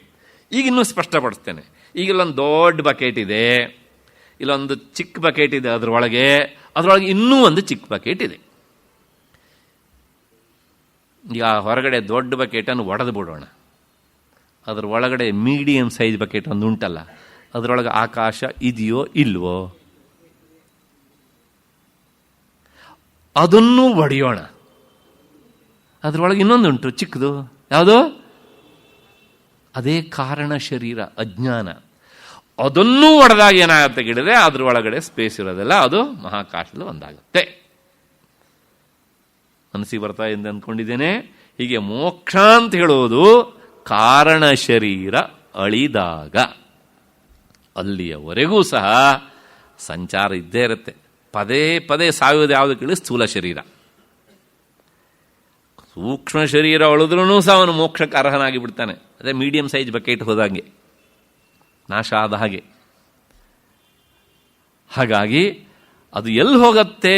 ಇವತ್ತೊಬ್ಬರು ಕೇಳಿದ್ರು ಸ್ವಲ್ಪ ಎಕ್ಸ್ಪ್ಲೇನ್ ಮಾಡಿ ಅಂತ. ಎಲ್ಲಿ ಹೋಗುತ್ತೆ ಅಂತ ನಾವು ಹೇಳೋದಕ್ಕಾಗೋದಿಲ್ಲ, ಅದು ಅವನ ಕರ್ಮದಿಂದ ತೀರ್ಮಾನ ಆಗುತ್ತೆ. ಅಲ್ಲಿಗೇನು ಹೇಳ್ದಂಗಾಯ್ತು, ಪ್ರತಿ ಸ್ಥೂಲ ಶರೀರದ ಸಾವು ಸಹ ಬದಲಾವಣೆ ಆಗ್ತಾ ಇರುತ್ತೆ, ಸ್ಥೂಲ ಶರೀರ ಬದಲಾವಣೆ ಆಗುತ್ತೆ. ಆದರೆ ಎಷ್ಟೋ ಜನ್ಮಗಳ ಕಾಲ ಒಳಗಿನ ಸೂಕ್ಷ್ಮ ಶರೀರ ಅದೇ ಇರುತ್ತೆ. ಅದೇ ಸಂಸ್ಕಾರವನ್ನು ಕೊಂಡೊಯ್ಯುವ ಕ್ಯಾರಿ ಬ್ಯಾಗ್. ಅದು ಅಳಿಯುವುದು ಮೋಕ್ಷ ಬಂದಾಗ, ಆತ್ಮಜ್ಞಾನವಾದಾಗ. ಆದ್ದರಿಂದ ಸ್ಥೂಲ ಶರೀರ ಅಳಿದ ತಕ್ಷಣ, ಸತ್ತ ತಕ್ಷಣ ಮೋಕ್ಷ ಆಗತ್ತೆ ಅಂತ ಹೇಳಲಿಕ್ಕೆ ಆಗೋದಿಲ್ಲ. ಹೇಳಿದರೆ ಶುದ್ಧಾಂಗ ತಪ್ಪು. ಇಷ್ಟರ ಮೇಲೆ ಇನ್ನೊಂದು ಪ್ರಶ್ನೆ. ಯಾರು ಒಬ್ಬರು ಸತ್ತಾಗ ಅವರ ಆತ್ಮ ಪರಮಾತ್ಮನಲ್ಲಿ ಒಂದಾಯಿತು ಅಂತ ಹೇಳ್ತಾರಲ್ಲ, ಇದೆಲ್ಲ ಸಮಾಧಾನಕ್ಕೆ ಹೇಳುವ ಮಾತು. ಯಾರೋ ಒಬ್ಬರು ಸತ್ತಾಗ ಅವ್ರನ್ನ ಸಮಾಧಾನ ಮಾಡಲಿಕ್ಕೆ ಅಂತ ಹೋದಾಗ ನೀವು, ಇಲ್ಲಮ್ಮ, ಈ ಸ್ಥೂಲ ಶರೀರ ಸತ್ತರೆ ಅವರ ಆತ್ಮಕ್ಕೆ ಶಾಂತಿ ಸಿಗೋದಿಲ್ಲ, ಅದ್ರ ಮೋಕ್ಷ ಆಗೋದಿಲ್ಲ ಅಂತ ಹೇಳಿದರೆ ನೀವು ಯಾಕೆ ಹೋಗಬೇಕು ಅಲ್ಲಿ? ಅವರ ನೋವಿನ ಜೊತೆ ಇನ್ನೊಂದಿಷ್ಟು ನೋವನ್ನು ಸೇರಿಸೋದಕ್ಕ? ಅದನ್ನೇ ಹೇಳೋದು. ಅದು ಅಪ್ರಿಯವೇ ಆಗಿದ್ರೂ ಸಹ, ಅದು ಸುಳ್ಳೇ ಆಗಿದ್ರೂ ಸಹ ಆ ಕ್ಷಣದಲ್ಲಿ ಅವರಿಗೆ ನೊಂದವರಿಗೆ ಒಂದು ಸಮಾಧಾನ ಕೊಡುತ್ತೆ. ವೇದಾಂತ ಯಾವಾಗಲೂ ಸಹ ಎರಡನ್ನು ಸರಿಯಾಗಿ ಹೇಳುತ್ತೆ. ಸತ್ಯಂ ಬ್ರೂಯಾತ್, ಪ್ರಿಯಂ ಬ್ರೂಯಾತ್. ಆದರೆ ಪ್ರಿಯವಾಗಿ ಹೇಳೋಕ್ಕಾಗಲ್ಲ, ಅಲ್ಲಿ ಹೇಳೋಕ್ಕಾಗತ್ತಾ? ಹಾಗಾಗಿ ಆತ್ಮ ಪರಮಾತ್ಮನಲ್ಲಿ ಲೀನ ಆಯಿತು ಅಂತಂದರೆ ಖಂಡಿತವಾಗಿಯೂ ಸಹ ಸತ್ತು ಮಾತ್ರಕ್ಕೆ ಪರಮಾತ್ಮನಲ್ಲೇ ಲೀನ ಆಗೋಲ್ಲ, ಸಾಯುವುದು ಸ್ಥೂಲ ಶರೀರ. ಮತ್ತು ಇನ್ನೊಂದು ಶಬ್ದ ಉಂಟು, ಅವರ ಆತ್ಮಕ್ಕೆ ಶಾಂತಿ ಸಿಗಲಿ. ಅದು ಇಷ್ಟು ದಿವಸ ದುಃಖದಿಂದಿತ್ತು ಅಂತ ನಿಮ್ಗೆ ಯಾರು ಹೇಳೋದವರು? ಏನೋ ಪ್ರಾರಬ್ಧವೇ? ಇವರೇ ಹೇಳೋದು ಅವರ ಆತ್ಮಕ್ಕೆ ಶಾಂತಿ ಸಿಗಲಿ. ಅದೇನು ದುಃಖದಿಂದ ಕಥ ಅಂತ ಕುದೀತಾ ಇರುತ್ತೆ. ನಿನ್ನೆ ಹೇಳಿದ್ದೇನೆ ನಾನು, ಆತ್ಮಕ್ಕೆ ದುಃಖ ಎನ್ನುವುದೇ ಇಲ್ಲ. ನಗು ಬರೋರು ಇದನ್ನು ಕೇಳಿದಾಗ. ಹಾಗಿದ್ರೆ ಯಾಕೆ ಹೇಳ್ತಾರೆ? ಅಲ್ಲಿ ಆತ್ಮ ಅಂತ ಹೇಳೋದು ನಾವು ಹೇಳುವಂತಹ ಅಂತರಾತ್ಮ ಅಲ್ಲ, ಮನಸ್ಸನ್ನು ಇಟ್ಕೊಂಡು ಹೇಳ್ತಾರೆ. ಯಾಕೆಂದರೆ ಮನಸ್ಸು ಅಂದರೆ ವಿಜ್ಞಾನಮಯ ಕೋಶ. ಮನಸ್ಸು ಅಂದರೆ ಮತ್ತೆ ಪುನಃ ವಿಜ್ಞಾನಮಯ ಕೋಶ. ಬುದ್ಧಿ, ಸುಖ, ದುಃಖ, ನೋವು, ನಲಿವು ಎಲ್ಲ ಅಂಟೋದು ಯಾವುದಕ್ಕೆ? ಇದಕ್ಕೆ, ವಿಜ್ಞಾನಮಯ ಕೋಶಕ್ಕೆ. ಇದಕ್ಕೆ ಆತ್ಮ ಅಂತ ಹೇಳೋದು. ಅಷ್ಟೇ ಅಲ್ಲ, ಮುಂದುವರೆದು ಈ ಸ್ಥೂಲ ಶರೀರಕ್ಕೂ ಆತ್ಮ ಅಂತಲೇ ಹೇಳ್ತಾರೆ. ಆತ್ಮ ಎನ್ನುವ ಶಬ್ದಕ್ಕೆ ಅಂತರಾತ್ಮ ಅಂತ ಅರ್ಥ, ಮನಸ್ಸು ಅಂತ ಒಂದು ಅರ್ಥ, ಮತ್ತೆ ಅಂತಃಕರಣ ಅಂತ ಇನ್ನೊಂದು ಅರ್ಥ, ಸ್ಥೂಲ ಶರೀರ ಅಂತ ಒಂದು ಅರ್ಥ. ಇನ್ನೂ ಅರ್ಥ ಇದೆ, ಹೇಳೋದಿಲ್ವಾ? ಅವರು ಆತ್ಮಹತ್ಯೆ ಮಾಡಿಕೊಂಡ್ರು ಅಂತ ಅಂದ್ರೆ ಅವರೊಳಗಿರೋ ಆತ್ಮನ ತೆಗೆದುಬಿಟ್ಟು ಹಿಂಗೆ ಹೊಡೆದ್ಬಿಟ್ಟು ಸಾಯಿಸ್ಬಿಟ್ರು. ಹಾಗಿದ್ರೆ ಏನು? ಸ್ಥೂಲ ಶರೀರ ಆತ್ಮಹತ್ಯೆ. ಯಾಕೆ? ಆತ್ಮ ಅಂದರೆ ಸ್ಥೂಲ ಶರೀರ ಅಲ್ವಾ? ಅವರು ಹತ್ಯೆ ಮಾಡ್ಕೊಂಡು ಸ್ಥೂಲ ಶರೀರ ತಾನೇ. ಮತ್ತೆ ಹಂಗಾದ್ರೆ ಇದು ವೇದಾಂತ ಸ್ಪಷ್ಟವಾಗಿ ಹೇಳುತ್ತೆ, ಅದರೊಳಗೆ ಏನೋ ಸಂಶಯ ಇಲ್ಲವೇ ಇಲ್ಲ. ಆತ್ಮ ಅನ್ನೋದಕ್ಕೆ ಸ್ಥೂಲ ಶರೀರ ಅಂತ ಅರ್ಥ. ಆ ಸಂದರ್ಭಕ್ಕೆ ನೋಡಿ ನಾವು ಅರ್ಥ ಮಾಡ್ಕೊಳ್ಬೇಕು, ಅಲ್ಲದಿದ್ರೆ ಗೊಂದಲದ ಗೂಡಾಗಿ ಬಿಡುತ್ತದೆ. ಈಗ ಸ್ವಲ್ಪ ಅಷ್ಟು ಮನಸ್ಸಿಗೆ ಹತ್ತಿರ ಬಂತು ಅಂತ ಅಂದ್ಕೊಳ್ತೀನಿ ನಾನು, ಅರ್ಥ ಆಯಿತು ಅಂತಲ್ಲ. ಯಾಕೆಂದರೆ ಮತ್ತೆ ಪುನಃ ಅದು ಒಂದೊಂದೇ ಮೆಟ್ಲು ಇಳಿದು ಹೋಗ್ತಾ ಹೋದಾಗ ಏನಾಗುತ್ತೆ ಹೇಳಿದ್ರೆ ಅದು ಇಲ್ಲೇ ಬಂದುಬಿಡುತ್ತೆ ಮತ್ತೆ ವಾಪಸ್ ಹೇಗೆ ಅಂತ. ಯಾಕೆಂದರೆ ಅದಕ್ಕೆ ಪದೇ ಪದೇ ವಿಚಾರ ಮಾಡಬೇಕಾಗತ್ತೆ. ಎಲ್ಲೋ ಒಂದು ಕಡೆ ಅದು ಗಟ್ಟಿ ಆಗಬೇಕು ಅಂದರೆ ಮತ್ತೆ ಮತ್ತೆ ಅದನ್ನು ಕಲಿಬೇಕು. ನಮಗೇನಾಗುತ್ತೆ ಕೇಳಿದ್ರೆ, ಒಂದು ವಿಷಯ ಅರ್ಥ ಆಯಿತು ಅಂತಂದಾಗ ನಮಗೆ ಅರ್ಥ ಆಯಿತು, ಮತ್ತೆ ಇನ್ಯಾಕೆ ಅದನ್ನು ವಿಚಾರ ಮಾಡಬೇಕು? ಯಾಕೆಂದರೆ ಬೌದ್ಧಿಕ ಕೆಲಸ ಉಂಟಲ್ಲ, ಯಾವಾಗಲೂ ಅತ್ಯಂತ ಶ್ರಮದಾಯಕ. ಅದು ಶರೀರದ ಶ್ರಮಕ್ಕಿಂತಲೂ ಬೌದ್ಧಿಕ ಶ್ರಮ ಉಂಟಲ್ಲ, ತುಂಬ ಶ್ರಮ. ಅದು ಹೀಗೆ ಅಂತ ಹೇಳಲಿಕ್ಕಾಗೋದಿಲ್ಲ. ವಿಚಾರ ಮಾಡೋಷ್ಟೊತ್ತು ತಲೆ ಒಳಗೆ ಓಡಾಡ್ತಾ ಇರುತ್ತೆ ಆ ವಿಚಾರ. ಹಾಗಾಗಿ ಒಂದು ರೀತಿಯ ಶ್ರಮ ಆಗ್ತಾನೆ ಇರುತ್ತೆ. ಅದು ಬಹಳಷ್ಟು ಜನರಿಗೆ ಆಗೋದಿಲ್ಲ. ವಿಚಾರ ಅನ್ನೋದು ಬಹಳಷ್ಟು ಜನರಿಗೆ ಆಗೋದಿಲ್ಲ. ಆದರೆ ವೇದಾಂತಕ್ಕೆ ಹೆಜ್ಜೆ ಹೆಜ್ಜೆಗೂ ಸಹ ಅದು ಬೇಕೇ ಬೇಕು. ಅಷ್ಟು ಹಿನ್ನೆಲೆಯಲ್ಲಿ ಆತ್ಮಹತ್ಯೆ, ಸ್ಥೂಲ ಶರೀರ, ಆತ್ಮ ಶಾಂತಿ ಸಿಗಲಿ ಅಂತ ಹೇಳಿದರೆ ವಿಜ್ಞಾನಮಯ ಕೋಶ ಮನಸ್ಸಿಗೆ ವಿಶೇಷವಾಗಿ. ಯಾಕೆ? ಮನಸ್ಸಿಗೆ ಸುಖ ದುಃಖ ಉಂಟು. ಹಾಗೆ ಆತ್ಮನಿಗೆ ಅಂತ ಹೇಳೋದು ಮನಸ್ಸು ಎನ್ನುವ ಅರ್ಥದಲ್ಲಿ ಅಷ್ಟೇ ಹೊರತು ಅಂತರಾತ್ಮ ಎನ್ನುವ ಅರ್ಥದಲ್ಲಿ ಸುತರಾಮ್ ಅಲ್ಲ. ಅಂತಃಕರಣ ಎಲ್ಲಿ ಹೋಗುತ್ತೆ ಅಂತ ಕೇಳಿದರೆ, ಸಂಚಾರ ಎಲ್ಲಿ ಮಾಡುತ್ತೆ ಕೇಳಿದರೆ, ಅದು ಅವನ ಕರ್ಮದಿಂದ ತೀರ್ಮಾನ ಆಗುತ್ತೆ. ಹಾಗಾಗಿ ಇನ್ನೊಂದು ಸ್ಥೂಲ ಶರೀರ ಬಂದಾಗ ಅದೇ ಅಂತಃಕರಣವೇ ಮತ್ತೆ ಪುನಃ ಅಲ್ಲಿ ಹೋಗಿ ಸೇರಿಕೊಳ್ಳುತ್ತೆ. ಹಾಗಾಗಿ ನಾನು ಪದೇ ಪದೇ ಹೇಳಿದ್ದೇನೆ ಈ ಮಾತನ್ನು. ಒಂದು ತಂದೆ ತಾಯಿಗೆ 4 ಜನ ಮಕ್ಕಳಿದ್ರೆ 4 ಜನರ ಸ್ವಭಾವ ಸಂಸ್ಕಾರ ಬೇರೆ ರೀತಿಯಾಗಿ ಇರುತ್ತೆ. ಯಾಕೆಂದರೆ ಆ ಅಂತಃಕರಣ ಬೇರೆ. ಮಕ್ಕಳು 4 ಜನ ಸಮಾನ. ಅಪ್ಪ ಅಮ್ಮ ಕೊಟ್ಟಿದ್ದು ಹೊರಗಿನ ಸ್ಥೂಲ ಶರೀರವನ್ನು, ಅದರೊಳಗೆ ಬಂದು ಸೇರಿಕೊಂಡಿದ್ದು ಹಳೆಯ ಅಂತಃಕರಣವೇ. ಏನೋ ಒಂದು ಇಂಗ್ಲೀಷ್ ಒಂದು ಮಾತು ಹೇಳ್ತಾರಲ್ಲ, ಅದು ಓಲ್ಡ್ ಆಗಿತ್ತು, ಹೊಸ ಬಾಟ್ಲಿಗೆ ಬಂತು ಅಂತ. ಹಾಗೆ ಅದು ಒಳಗಡೆ ಇರೋದು ಅದೇನೆ ಹಳೆಯದು. ಇದನ್ನೇ ಭಗವದ್ಗೀತೆಯಲ್ಲಿ ಕೃಷ್ಣ ಹೇಳ್ತಾನೆ, ವಾಸಾಂಸಿ ಜೀರ್ಣಾನಿ ಯಥಾ ವಿಹಾಯ ನವಾನಿ ಗೃಹ್ಣಾತಿ ನರೋಪರಾಣಿ ತಥಾ ಶರೀರಾಣಿ ವಿಹಾಯ ಜೀರ್ಣಾನಿ ನವಾನಿ ಗೃಹ್ಣಾತಿ ನವಾನಿ ದೇಹಿ. ನೋಡಿದ್ರ, ಯಾವ ಗೊಂದಲವೂ ಇಲ್ಲ ನಮ್ಮಲ್ಲಿ. It's very clear. ಇದರ ಜೊತೆಗೆ ಇನ್ನೊಂದು ಪ್ರಶ್ನೆ ಏನು ಅಂದರೆ, ಕೆಲವು ಜನರಿಗೆ ಈ ಅಂತಃಕರಣ ಸ್ಥೂಲ ಶರೀರವನ್ನು ಬಿಟ್ಟು ಹೋಯ್ತು ಅಲ್ವಾ, ಡೆಡ್ ಬಾಡಿಯಲ್ಲೂ ಆತ್ಮ ಇದೆ ಅಂತ ಹೇಳಿದ್ದೀರಾ ಇಲ್ವೋ ನೀವು? ಈಗ ಆ ಡೆಡ್ ಬಾಡಿ ತಗೊಂಡು ಸುಡ್ತೀರೋ ಇಲ್ವೋ? ಆ ಡೆಡ್ ಬಾಡಿ ಸುಡುವಾಗ ಡೆಡ್ ಬಾಡಿ ಒಳಗಡೆ ಇರುವಂಥ ಆತ್ಮ ಸುಟ್ಟೋಗ್ತಾನೋ ಇಲ್ವೋ ಅಂತ ಮತ್ತೊಂದು ಪ್ರಶ್ನೆ ಅರ್ಥ ಇಲ್ಲ ಅಂತ ಅಂದ್ಕೊಂಡಿದ್ದೇನೆ. ಅಂತಃಕರಣವು ಸಹ ಸಂಚಾರ ಮಾಡುತ್ತೆ, ಸರಿ ಅದು ಹೋಯ್ತು. ಆದರೆ ಡೆಡ್ ಬಾಡಿಯೊಳಗೂ ಆತ್ಮ ಇದಾನೋ ಇಲ್ವೋ? ನಾನು ಹೇಳಿದ್ದೇನೆ, ಆತ್ಮ ಇಲ್ಲದೇ ಇರುವ ಸ್ಥಳವೇ ಇಲ್ಲ ಅಂತ. ಡೆಡ್ ಬಾಡಿಯನ್ನು ಸುಡುವವರು ಸುಡ್ತಾರೆ, ಹೂಳುವವರು ಹೂಳ್ತಾರೆ. ಆ ಡೆಡ್ ಬಾಡಿಯನ್ನು ಸುಟ್ಟರು ಅಂತ ಇಟ್ಕೊಳ್ಳಿ, ಅಲ್ಲಿರುವ ಆತ್ಮ ಸುಟ್ಟು ಹೋದಾಗ ಆಗಲಿಲ್ವಾ? ಏನು ಅನ್ಸುತ್ತೆ ಈ ಪ್ರಶ್ನೆ? ಸುಡೋದಿಲ್ಲ. ಯಾಕೆ? ಯಾವಾಗಲಷ್ಟೇ ನೋಡಿ, ಸಾವಯವವಾದದ್ದಕ್ಕೆ ಮಾತ್ರ ಸುಡುವಿಕೆ, ಆರುವಿಕೆ, ಒದ್ದೆಯಾಗುವಿಕೆ ಇವೆಲ್ಲವೂ ಬರ್ತವೆ. ಯಾವುದು ನಿರವಯವವೋ ಅದು ಸುಡೋದಿಲ್ಲ, ಅದು ಒದ್ದೆ ಆಗೋದಿಲ್ಲ, ಅದು ಒಣಗೋದಿಲ್ಲ. ಈಗ ಉದಾಹರಣೆಗೆ ಒಂದು ಬ್ರೆಡ್ಡಿನ ಚೂರನ್ನು ನೀರಲ್ಲಿ ಹಾಕಿದರೆ ಅದು ಮೆತ್ತಗಾಗತ್ತೆ. ಯಾಕೆ? ಅಲ್ಲಿ ಅದು ಸಾವಯವ ಪದಾರ್ಥ ಅಲ್ವಾ, ಸ್ಮೂತ್ ಆಗುತ್ತೆ, ಪೀಸ್ ಪೀಸ್ ಆಗುತ್ತೆ. ಆದರೆ ಒಂದು ಲೋಟ ಸ್ಪೇಸ್ ಇದೆ, ಅಲ್ಲಿ ನೀರು ಹಾಕಿ ಒಂದು ತಾಸಾದ್ಮೇಲೆ ಈ ಲೋಟದ ಒಳಗಡೆ ಇರುವಂಥ ಸ್ಪೇಸು ಮೆತ್ತಗಾಗಿದೆ ಅಂತ ಯಾರು ಹೇಳ್ತಾರ? ಹೇಳೋದಿಲ್ಲ. ಯಾಕೆ? ಅದು ನಿರವಯವ. ಹೌದು ತಾನೆ? ಇದು ಸಿದ್ಧಾಂತ.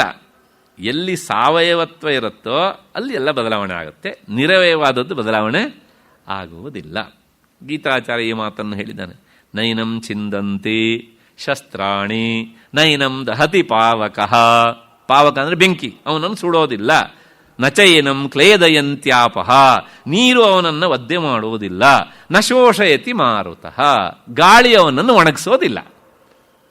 ಬಟ್ಟೆ ಒದ್ದೆ ಆದರೆ ಗಾಳಿ ಒಣಗಿಸುತ್ತೆ, ಯಾಕೆ? ಅದು ಸಾವಯವ ಪದಾರ್ಥ. ಇಷ್ಟು ಹೇಳಿದ ತಕ್ಷಣ ಮತ್ತೆ ಪುನಃ ಗೊತ್ತು ನಮಗಿಂತ ಸಂಶಯ ಬರ್ತದೆ ಅಂತ ಮತ್ತೆ ಮುಂದಿನ ಶ್ಲೋಕ ಹೇಳ್ತಾನೆ, ಅಚ್ಛೇದ್ಯೋಯಂ, ಅವನನ್ನು ಛೇದಿಸೋಕ್ಕಾಗೋಲ್ಲ. ನೈನಂ ಛಿಂದಂತಿ ಅಂತ ಮೊದಲೇ ಹೇಳಿದ, ಇಲ್ಲ ಅಚ್ಛೇದ್ ಅದೇ ಅರ್ಥ. ಮತ್ತೆ ಪುನಃ ಅದಾಹ್ಯೋಯಂ, ಸುಡಕ್ಕಾಗಲ್ಲ. ಅಕ್ಲೇದ್ಯ ಅಶೋಷ್ಯ, ಒದ್ದೆ ಮಾಡೋಕ್ಕಾಗಲ್ಲ, ಒಣಗಿಸೋಕ್ಕಾಗಲ್ಲ, ಏನು ಮಾಡೋಕ್ಕಾಗಲ್ಲ. ಇದಕ್ಕೆ ಭಾಷ್ಯ ಬರೀತಾ ಬರೀತಾ ಬರೀತಾ ಹೇಳ್ತಾರೆ ಭಗವತ್ಪಾದರು, ಯಾಕೆ ಕೃಷ್ಣ ಹೇಳಿದ್ದೇ ವಿಷಯ ಮತ್ತೆ ಹೇಳಿದ ಅಂದರೆ, ಅವನು ಮಹಾಕೃಪಾವಂತ, ಪರಮ ದಯಾಳು. ಅವನು ಆತ್ಮ ವಿಷಯ ಅತ್ಯಂತ ಕಷ್ಟ. ಆದ್ದರಿಂದ ಸಂಸಾರಿಗಳಿಗೆ ಏನಾದರೂ ಮಾಡಿ ಇದನ್ನು ಅರ್ಥ ಮಾಡಿಸ್ಬೇಕು ಅಂಥೇಳಿ ಆ ಹಿಂದಿನ ಶ್ಲೋಕದಲ್ಲಿ ಹೇಳಿದ್ದನ್ನೇ ಮತ್ತೆ ಪುನಃ ಹೇಳ್ತಾನೆ. ಆದರೆ ಇವರು ಅರ್ಥ ಮಾಡ್ಕೊಳ್ತಾರಾ? ಮಾಡ್ಕೊಳ್ಳಿಕ್ಕೆ ಪ್ರಯತ್ನನೇ ಮಾಡಲ್ಲ. ಪುನಃ ಪುನಃ ಪ್ರಸಂಗ ಮಾಪಾದ್ಯ ತದೇವ ಭಗವತ್ಪಾದರ ಭಾಷೆ. ಮತ್ತೆ ಮತ್ತೆ ಆ ಪ್ರಸಂಗವನ್ನು ಸೃಷ್ಟಿ ಮಾಡಿ ಗೀತಾಚಾರ್ಯ ಆ ಮಾತನ್ನು ಹೇಳ್ತಾನೆ, ಆತ್ಮವಿಚಾರವನ್ನು ತಿಳಿಸಿಕೊಡ್ತಾನೆ. ಆದ್ದರಿಂದ ಆತ್ಮವಸ್ತು ಸುಡುವುದಿಲ್ಲ. ಈಗ ನಿಮ್ಮ ಹತ್ರ ಒಂದು ಪ್ರಶ್ನೆ ಕೇಳ್ತೇನೆ. ಅಕಸ್ಮಾತ್ ಡೆಡ್ ಬಾಡಿ ಸುಡುವಾಗ ಅದರಲ್ಲಿರೋ ಆತ್ಮ ಸುಡುತ್ತೆ ಅಂತ ಒಂದು ಕ್ಷಣಕಾಲ ಒಪ್ಕೋಬೋಣ, ಅವ್ರ ಪ್ರಶ್ನೆ, ನಂದಲ್ಲ ಇದು. ಹಾಗೆ ಒಪ್ಪಿಕೊಂಡ್ರೆ ಈಗ ಇನ್ನೊಂದು ಪ್ರಶ್ನೆ, ಆತ್ಮವಸ್ತು ಎಲ್ಲ ಕಡೆಗೂ ಇದೆ, ಇಲ್ಲೊಂದು ಮೋಟು ಮರ ಇದೆ ಅಂತ ಅಂದ್ಕೊಳ್ಳಿ. ಆ ಮರ ಒಣಗಿದೆ, ನಾವು ಬೆಂಕಿ ಹಾಕ್ತೇವೆ ಅದಕ್ಕೆ. ಈಗಲ್ಲೂ ಆತ್ಮ ಇದೆಯೋ ಇಲ್ವೋ? ಇದೆ. ಬೆಂಕಿ ಹಾಕಿದ್ರೆ ಸುಡ್ತೋಗ್ತದೆ ಇಲ್ವೋ? ಅಲ್ಲಿ ಏನಾಯ್ತು ಕೇಳಿದ್ರೆ, ಹೀಗೆ ಎಲ್ಲೆಲ್ಲಿ ನಾವು ಬೆಂಕಿ ಹಾಕ್ತೇವೋ ಅಲ್ಲೆಲ್ಲ ಆತ್ಮ ಸುಟ್ಟು ಸುಟ್ಟು ಸುಟ್ಟು ಜಗತ್ತಿನಲ್ಲಿ ಆತ್ಮನೇ ಇಲ್ಲ ಅಂತ ಆಗ್ಬೇಕು. ಕೊಳಕಾಗತ್ತಾ? ಹಾಗಾಗಿ ಆತ್ಮವಸ್ತು ಸುಡುವುದಿಲ್ಲ. ಯಾಕೆಂದ್ರೆ ಅವನು ನಿರವಯವ. ಅವಯವಗಳು ಅವನಿಗೆ ಇಲ್ಲ, ಆದ್ರಿಂದ ಅವನು ಸುಡೋದಿಲ್ಲ. ಡೆಡ್ ಬಾಡಿ ಜೊತೆ ಯಾವ ಸುಡುತ್ತೆ? ಡೆಡ್ ಬಾಡಿ ಸುಡುತ್ತೆ, ಅಷ್ಟೇ. ಆತ್ಮ ಸುಡುವುದಿಲ್ಲ ಅಷ್ಟೇ. ಅಷ್ಟು ಹಿನ್ನೆಲೆಯಲ್ಲಿ ಈ ಪ್ರಶ್ನೆಗೂ ಉತ್ತರ ಕೊಟ್ಟಿದ್ದೇನೆ. ಅಂದ ಮಾತ್ರಕ್ಕೆ ನಿಮ್ಮ ಸಂಶಯ ಪೂರ್ತಿ ಪರಿಹಾರ ಮಾಡಿದ್ದೇನೆ ಎನ್ನುವ ಭ್ರಮೆ ನನಗಿಲ್ಲ. ಯಾಕೆ ಹೇಳಿದರೆ ಮತ್ತೆ ಪುನಃ ಸಂಶಯ ಅದು ಎಷ್ಟೊತ್ತಿಗೆ ಬೇಕಾದ್ರೂ ಸಹ ಬರಬಹುದು. ಆಯಿತು. ಇದಾದ ಮೇಲೆ ನಿನ್ನೆ ದಿವಸ ಇನ್ನೊಬ್ಬರು ಪ್ರಶ್ನೆ ಕೇಳಿದರು. ನಾನು ಎಚ್ಚರ, ನಿದ್ರೆ, ಕನಸು ಅಂಥೇಳಿ ಆ ಸ್ವಪ್ನದ ಪದಾರ್ಥ ಹೇಗೆ ಸುಳ್ಳೋ, ಸ್ವಾಪ್ನಿಕ ವಸ್ತು ಹೇಗೆ ಸುಳ್ಳೋ, ಎಚ್ಚರ ಆದಾಗ ಸ್ವಪ್ನದ ವಸ್ತುಗಳು ಸುಳ್ಳಾಗುತ್ತೆ, ಸ್ವಪ್ನಕ್ಕೆ ಕಾರಣವಾದ ನಿದ್ದೆಯೂ ಸಹ ಇಲ್ಲ ಅಂತ ಆಗ್ಬಿಡುತ್ತದೆ. ಯಾಕೆ ಹೇಳಿದೆ ಇದನ್ನು? ಅಜ್ಞಾನ ಎನ್ನುವುದು ಅನಾದಿಯಾಗಿದ್ರೂ ಸಹ ಜ್ಞಾನ ಬಂದಾಗ ಅದು ಬಾಧಿತವಾಗ್ತದೆ. ಮನಸ್ಸಿಗೆ ಬರ್ತಾ ಎಂದು ಅಂದ್ಕೊಂಡಿದ್ದೇನೆ. ಯಾಕೆಂದರೆ 24 ಗಂಟೆ ಆಗಿದೆ, ಮರ್ತು ಹೋಗೋದಕ್ಕೆ ಇಷ್ಟು ಸಮಯ ಸಾಕು, ಅದಕ್ಕೇನು ಮಹಾದೊಡ್ಡ ವರ್ಷ ಕಳಿಬೇಕು ಅಂತ ಇಲ್ಲ. ಅಜ್ಞಾನ ಅನಾದಿ ಆಗಿದ್ರೂ ಸಹ ಅದು ನಾಶವಾಗ್ತದೆ ಜ್ಞಾನದಿಂದ. ಹೇಗೆ ಕೇಳಿದರೆ, ನಮಗೆ ಕನಸು ಕಾಣ್ತೇವೆ, ಎಷ್ಟೊತ್ತಿಗೆ ಕನಸು ಶುರುವಾಯಿತು ಅಂತ ಒಬ್ಬರತ್ರ ಹೇಳೋಕ್ಕಾಗಲ್ಲ ಅಲ್ವಾ? ಆದರೆ ಎಚ್ಚರ ಆದಾಗ ನಾನು ಕನಸು ಕಂಡೆ ಅಂತ ಗೊತ್ತಾಗುತ್ತೆ. ಆ ಕನಸು ಏನಾಗುತ್ತೆ? ನಾಶವಾಗುತ್ತೆ. ಅಂದರೆ ಕನಸಿನಲ್ಲಿ ಕಂಡ ವಸ್ತುಗಳು ಇಲ್ಲ ಆಗ್ತವೆ. ಅಷ್ಟೇ ಅಲ್ಲ, ಕನಸಿಗೆ ಕಾರಣವಾದ ನಿದ್ರೆಯೂ ಸಹ ಇಲ್ಲವಾಗ್ತದೆ. ನಾನು ಇದನ್ನು ಹೇಳಿದೆ. ಇದರ ಮೇಲೆ ಅಂದರೆ ಕನಸಲ್ಲಿ ಕಂಡಿದ್ದು ಸುಳ್ಳು ಅಂತ ನಾನು ಹೇಳಿದ್ನಲ್ಲ, ಈಗಲೂ ಆ ಮಾತನ್ನು ಹೇಳ್ತೇನೆ. ಯಾಕೆಂದ್ರೆ ನಂದಲ್ಲ, ಅದು ಶಾಸ್ತ್ರದ ಮಾತು. ಅದಕ್ಕೆ ಸಂಬಂಧಪಟ್ಟ ಹಾಗೆ ಒಬ್ಬರು ಒಂದು ಪ್ರಶ್ನೆ ಕೇಳಿದ್ದಾರೆ. ಒಳ್ಳೆಯ ಪ್ರಶ್ನೆ, ಹಾಗಾಗಿ ನಾನು ಅದನ್ನು ಉತ್ತರಿಸಿ ಬಿಡ್ತೇನೆ. ಯಾಕೆಂದರೆ ಅಕಸ್ಮಾತ್ತಾಗಿ ಸಭೆಗೆ ಅದರಿಂದ ಅನುಕೂಲ ಆಗುವಂತಿದ್ರೆ ಆಗಲೇ ಅನ್ನೋ ಹಿನ್ನೆಲೆಯಲ್ಲಿ. ಸ್ವಪ್ನದಲ್ಲಿ ಕಂಡಿದ್ದೆಲ್ಲವುದೂ ಸುಳ್ಳು ಅಂತ ಹೇಳುವುದಾದರೆ, ಸ್ವಪ್ನ ಸುಳ್ಳು ಅಂತಾದರೆ ಒಂದು ಪ್ರಶ್ನೆ, ಕೆಲವು ಸಲ ಕನಸಿನಲ್ಲಿ ಯಾರೋ ಒಬ್ಬರು ಬಂದು ಗುರುಗಳು ನಮಗೆ ಮಂತ್ರೋಪದೇಶವನ್ನು ಮಾಡಿದಾಗುತ್ತೆ. ಆ ಮಂತ್ರವನ್ನು ನಾವು ಗ್ರಹಣ ಮಾಡ್ತೇವೆ. ಅಥವಾ ಯಾವುದೋ ಒಬ್ಬ ಮಹಾತ್ಮರ ದರ್ಶನವೂ ನಮಗೆ ಆಗಬಹುದು, ಅವರ ರೂಪವೂ ನಮ್ಮ ಮನಸ್ಸಲ್ಲಿ ನಿಂತಿರುತ್ತದೆ. ಇದು ಸುಳ್ಳು ಅಂತ ಸ್ವೀಕಾರ ಮಾಡಬೇಕು, ಸತ್ಯ ಅಂತ ಸ್ವೀಕಾರ ಮಾಡಬೇಕು? ಮನಸ್ಸಿಗೆ ಬಂತು ಅಂತ ಅಂದ್ಕೊಂಡಿದ್ದೇನೆ. ಎಷ್ಟೋ ಜನರಿಗೆ ಕನಸಿನಲ್ಲಿ ಉಪದೇಶ ಆಗತ್ತೆ. ಹಾಗೆ ಮಾತ್ರ ಹೇಳಿದವರು ಎಲ್ರಿಗೂ ಆಗೋಲ್ಲ. ದಯವಿಟ್ಟು ಯಾರಿಗೂ ಗೊತ್ತಾಗೋದಿಲ್ವಲ್ಲ, ನಂಗೆ ಕನಸಲ್ಲಿ ಉಪದೇಶ ಆಯಿತು ಹಾಗಲ್ಲ, ಕೆಲವು ಜನರಿಗೆ ಆಗತ್ತೆ. ಹಾಗೆ ಉಪದೇಶ ಆದದ್ದು ಅದು ಸತ್ಯ ಅಂತ ಸ್ವೀಕಾರ ಮಾಡಬೇಕು, ಸುಳ್ಳು ಅಂತ ಸ್ವೀಕಾರ ಮಾಡಬೇಕು? ಶಾಸ್ತ್ರ ಹೇಳುತ್ತೆ, ಅದಕ್ಕೊಂದು ವ್ಯವಸ್ಥೆನೇ ಉಂಟು ಹೀಗೆ ಅಂತ. ಬ್ರಹ್ಮಸೂತ್ರದಲ್ಲಿ ಒಂದು ಅಧಿಕರಣವನ್ನೇ ವೇದವ್ಯಾಸರು ಇಟ್ಟಿದ್ದಾರೆ, ಸಂಧ್ಯಾಧಿಕರಣ ಅಂತ. ಸಂಧ್ಯೆ ಸೃಷ್ಟಿ ರಾಹಿ. ಕನಸು ಯಾವಾಗ ಬೀಳುತ್ತೆ ಅಂದರೆ ಎಚ್ಚರ ಮತ್ತು ನಿದ್ರೆ, ಇದು ಎರಡರ ಮಧ್ಯದಲ್ಲಿ ಕನಸು ಬೀಳುತ್ತೆ. ಅದೇ ಸಂಧ್ಯೆ. ಸಂಧ್ಯೆ ಅಂದರೆ ಸೇರುವ ಕಾಲ ಅಂತ ಅರ್ಥ ಹೇಳ್ತಾ, ಹಾಗೆ ಹೇಳಿ ಮುಂದುವರೆದು ಇನ್ನೊಂದು ಸೂತ್ರ ಹೇಳ್ತಾರೆ. ಕನಸು ಮತ್ತು ಇನ್ನೊಂದು ಪ್ರಶ್ನೆ ಏನು ಕೇಳಿದರೆ, ಕೆಲವು ಸಲ ಏನಾಗುತ್ತೆ ಅಂದರೆ ನಮಗೆ ಮುಂದೆ ಆಗುವುದು ಕನಸಿನಲ್ಲಿ ಗೋಚರಿಸುತ್ತೆ. ಯಾವತ್ತೋ ಒಂದೇ ಸಂಬಂಧಪಟ್ಟ ಕನಸು ಬೀಳುತ್ತೆ, ಆಮೇಲೆ ಅದು ಹಾಗೆ ಆಗತ್ತೆ. ಅವಾಗ ಸತ್ಯ ಆಯ್ತಲ್ಲ. ಹಾಗಾಗಿ ಇದನ್ನು ನಾವು ಸತ್ಯ ಅಂತ ಸ್ವೀಕಾರ ಮಾಡಬೇಕು, ಸುಳ್ಳು ಅಂತ ಸ್ವೀಕಾರ ಮಾಡಬೇಕು ಅಂತ ಪ್ರಶ್ನೆ. ಪ್ರಾಯಶಃ ಇದು ಎಲ್ಲರಿಗೂ ಬರುವಂತಹ ಪ್ರಶ್ನೆ. ಅದಕ್ಕೊಂದು ಉತ್ತರ ಹೇಳಿಬಿಡ್ತೇನೆ.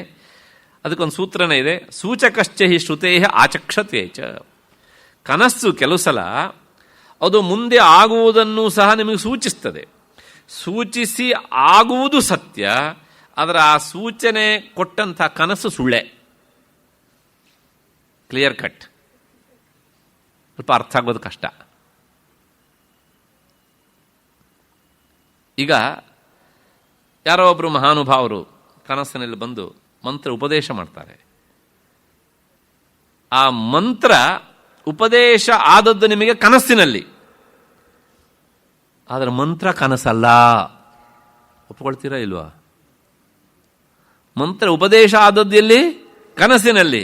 ಉಪದೇಶದ ಭಾಗ ಕನಸು, ಆದರೆ ಮಂತ್ರ ಇದೆಯಲ್ಲ ಅದು ಕನಸು ಬೀಳೋಕ್ಕಿಂತ ಮೊದಲು ಇತ್ತೋ ಇಲ್ವೋ? ಇತ್ತು, ಹೌದು ತಾನೆ? ಹಾಗಾಗಿ ಅದಿಷ್ಟು ಸತ್ಯ. ಅಂದರೆ ಕನಸು ಸುಳ್ಳು, ಕನಸಿನಿಂದ ಸೂಚಿತವಾದದ್ದು ಸತ್ಯ. ಕನಸು ಸುಳ್ಳು, ಕನಸಿನಿಂದ ಸೂಚಿತವಾದದ್ದು ಸತ್ಯ.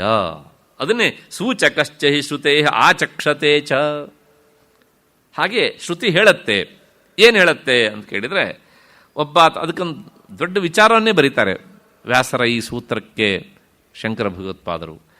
ಒಬ್ಬ ಕಾಮ್ಯಕರ್ಮ ಮಾಡ್ತಾ ಇದ್ದರೆ ಆ ಕಾಮ್ಯಕರ್ಮ ಮಾಡುವ ಸಂದರ್ಭದಲ್ಲಿ ಸುದೀರ್ಘ ಕಾಲದ ಅವಧಿಯಲ್ಲಿ ಅವನಿಗೆ ಅತ್ಯಂತ ಮಂಗಳಕರವಾದಂಥ ಸ್ತ್ರೀಯ ಸ್ವಪ್ನ ಬಿದ್ದರೆ ಆ ಸ್ವಪ್ನ ಅದು ಸಮೃದ್ಧಿಂ ತತ್ರ ಜಾನೀಯಾತ್, ಆ ಕರ್ಮ ಸಫಲವಾಗಿದೆ ಎನ್ನುವಂಥ ಶುಭ ಸೂಚನೆ ಅಂತ.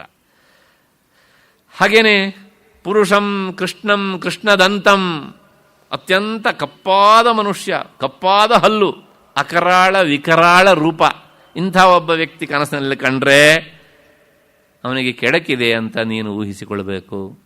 ಆ ಕನಸು ಸುಳ್ಳು, ಅದರ ಕನಸಿನಿಂದ ಸೂಚಿತವಾದಂಥದ್ದು ಅದು ಸತ್ಯ. ಮತ್ತೆ ಬೇಕಷ್ಟುಂಟು. ಕುಂಜರಾರೋಹಣಂ, ಕನಸಿನಲ್ಲಿ ಆನೆ ಮೇಲೆ ಹೋದಾಗೆ ಕಂಡ್ರೆ ಅದು ಅತ್ಯಂತ ಶುಭ ಫಲವನ್ನು ಮುಂದೆ ಕೊಡತ್ತೆ ಅಂತ. ಕತ್ತೆಯನ್ನು ಹತ್ಕೊಂಡು ಹೋಗಿ ಕಂಡ್ರೆ ಸದ್ಯದಲ್ಲೇ ಸಾವಿದೆ ಅಂತ. ಪ್ರಾಯಶಃ ನೀವು ನೋಡ್ತೀರಿ, ರಾವಣನಿಗೆ ಇಂಥ ಒಂದು ಕನಸು ಬಿದ್ದಿತ್ತು ಅಂತ ಹೇಳುತ್ತೆ ರಾಮಾಯಣ. ಹಾಗೆ ಕಂಸನಿಗೆ ಕೃಷ್ಣ ಬಂದು ಅವನನ್ನು ಹನನ ಮಾಡೋಕ್ಕಿಂತ ಮೊದಲು ಆ ದಿನಗಳಲ್ಲಿ ಅವನು ಕಂಡಿದ್ದೆಲ್ಲ ಇಂಥದ್ದೇ. ಏನು ಅಂದರೆ ಮೈಗೆಲ್ಲ ಎಣ್ಣೆ ಹಚ್ಕೊಂಡಿದ್ದ, ಆಮೇಲೆ ಕೆಂಪು ಹೂವಿನ ಮಾಲೆಯನ್ನೇ ಹಾಕ್ಕೊಳ್ತಿದ್ದ. ಇವೆಲ್ಲ ಆ ಸೂಚನೆಯನ್ನು ಕೊಡ್ತವೆ. ಹಾಗಾಗಿ ಈ ಕನಸು ಅದು ಮುಂದಾಗುವುದನ್ನು ಸೂಚಿಸ್ತದೆ. ಹಾಗಾಗಿ ಕನಸಿನಲ್ಲಿ ಬಂದಂತಹದ್ದು ಸೂಚನೆ ಸತ್ಯ, ಆದರೆ ಆ ಸೂಚನೆಗೆ ಆಧಾರವಾದ ಕನಸು ಅದು ಮಿಥ್ಯ, ಅದು ಸುಳ್ಳು. ಈಗ ಇಷ್ಟು ಮೇಲೆ ನಿಮಗೆ ಇನ್ನೊಂದು ಪ್ರಶ್ನೆ ಬರ್ತದೆ, ಅಲ್ರಿ ಸುಳ್ಳಾದ ಕನಸಿನಿಂದ ಸತ್ಯವಾದ ವಿಚಾರ ಗೊತ್ತಾಗಬಹುದು?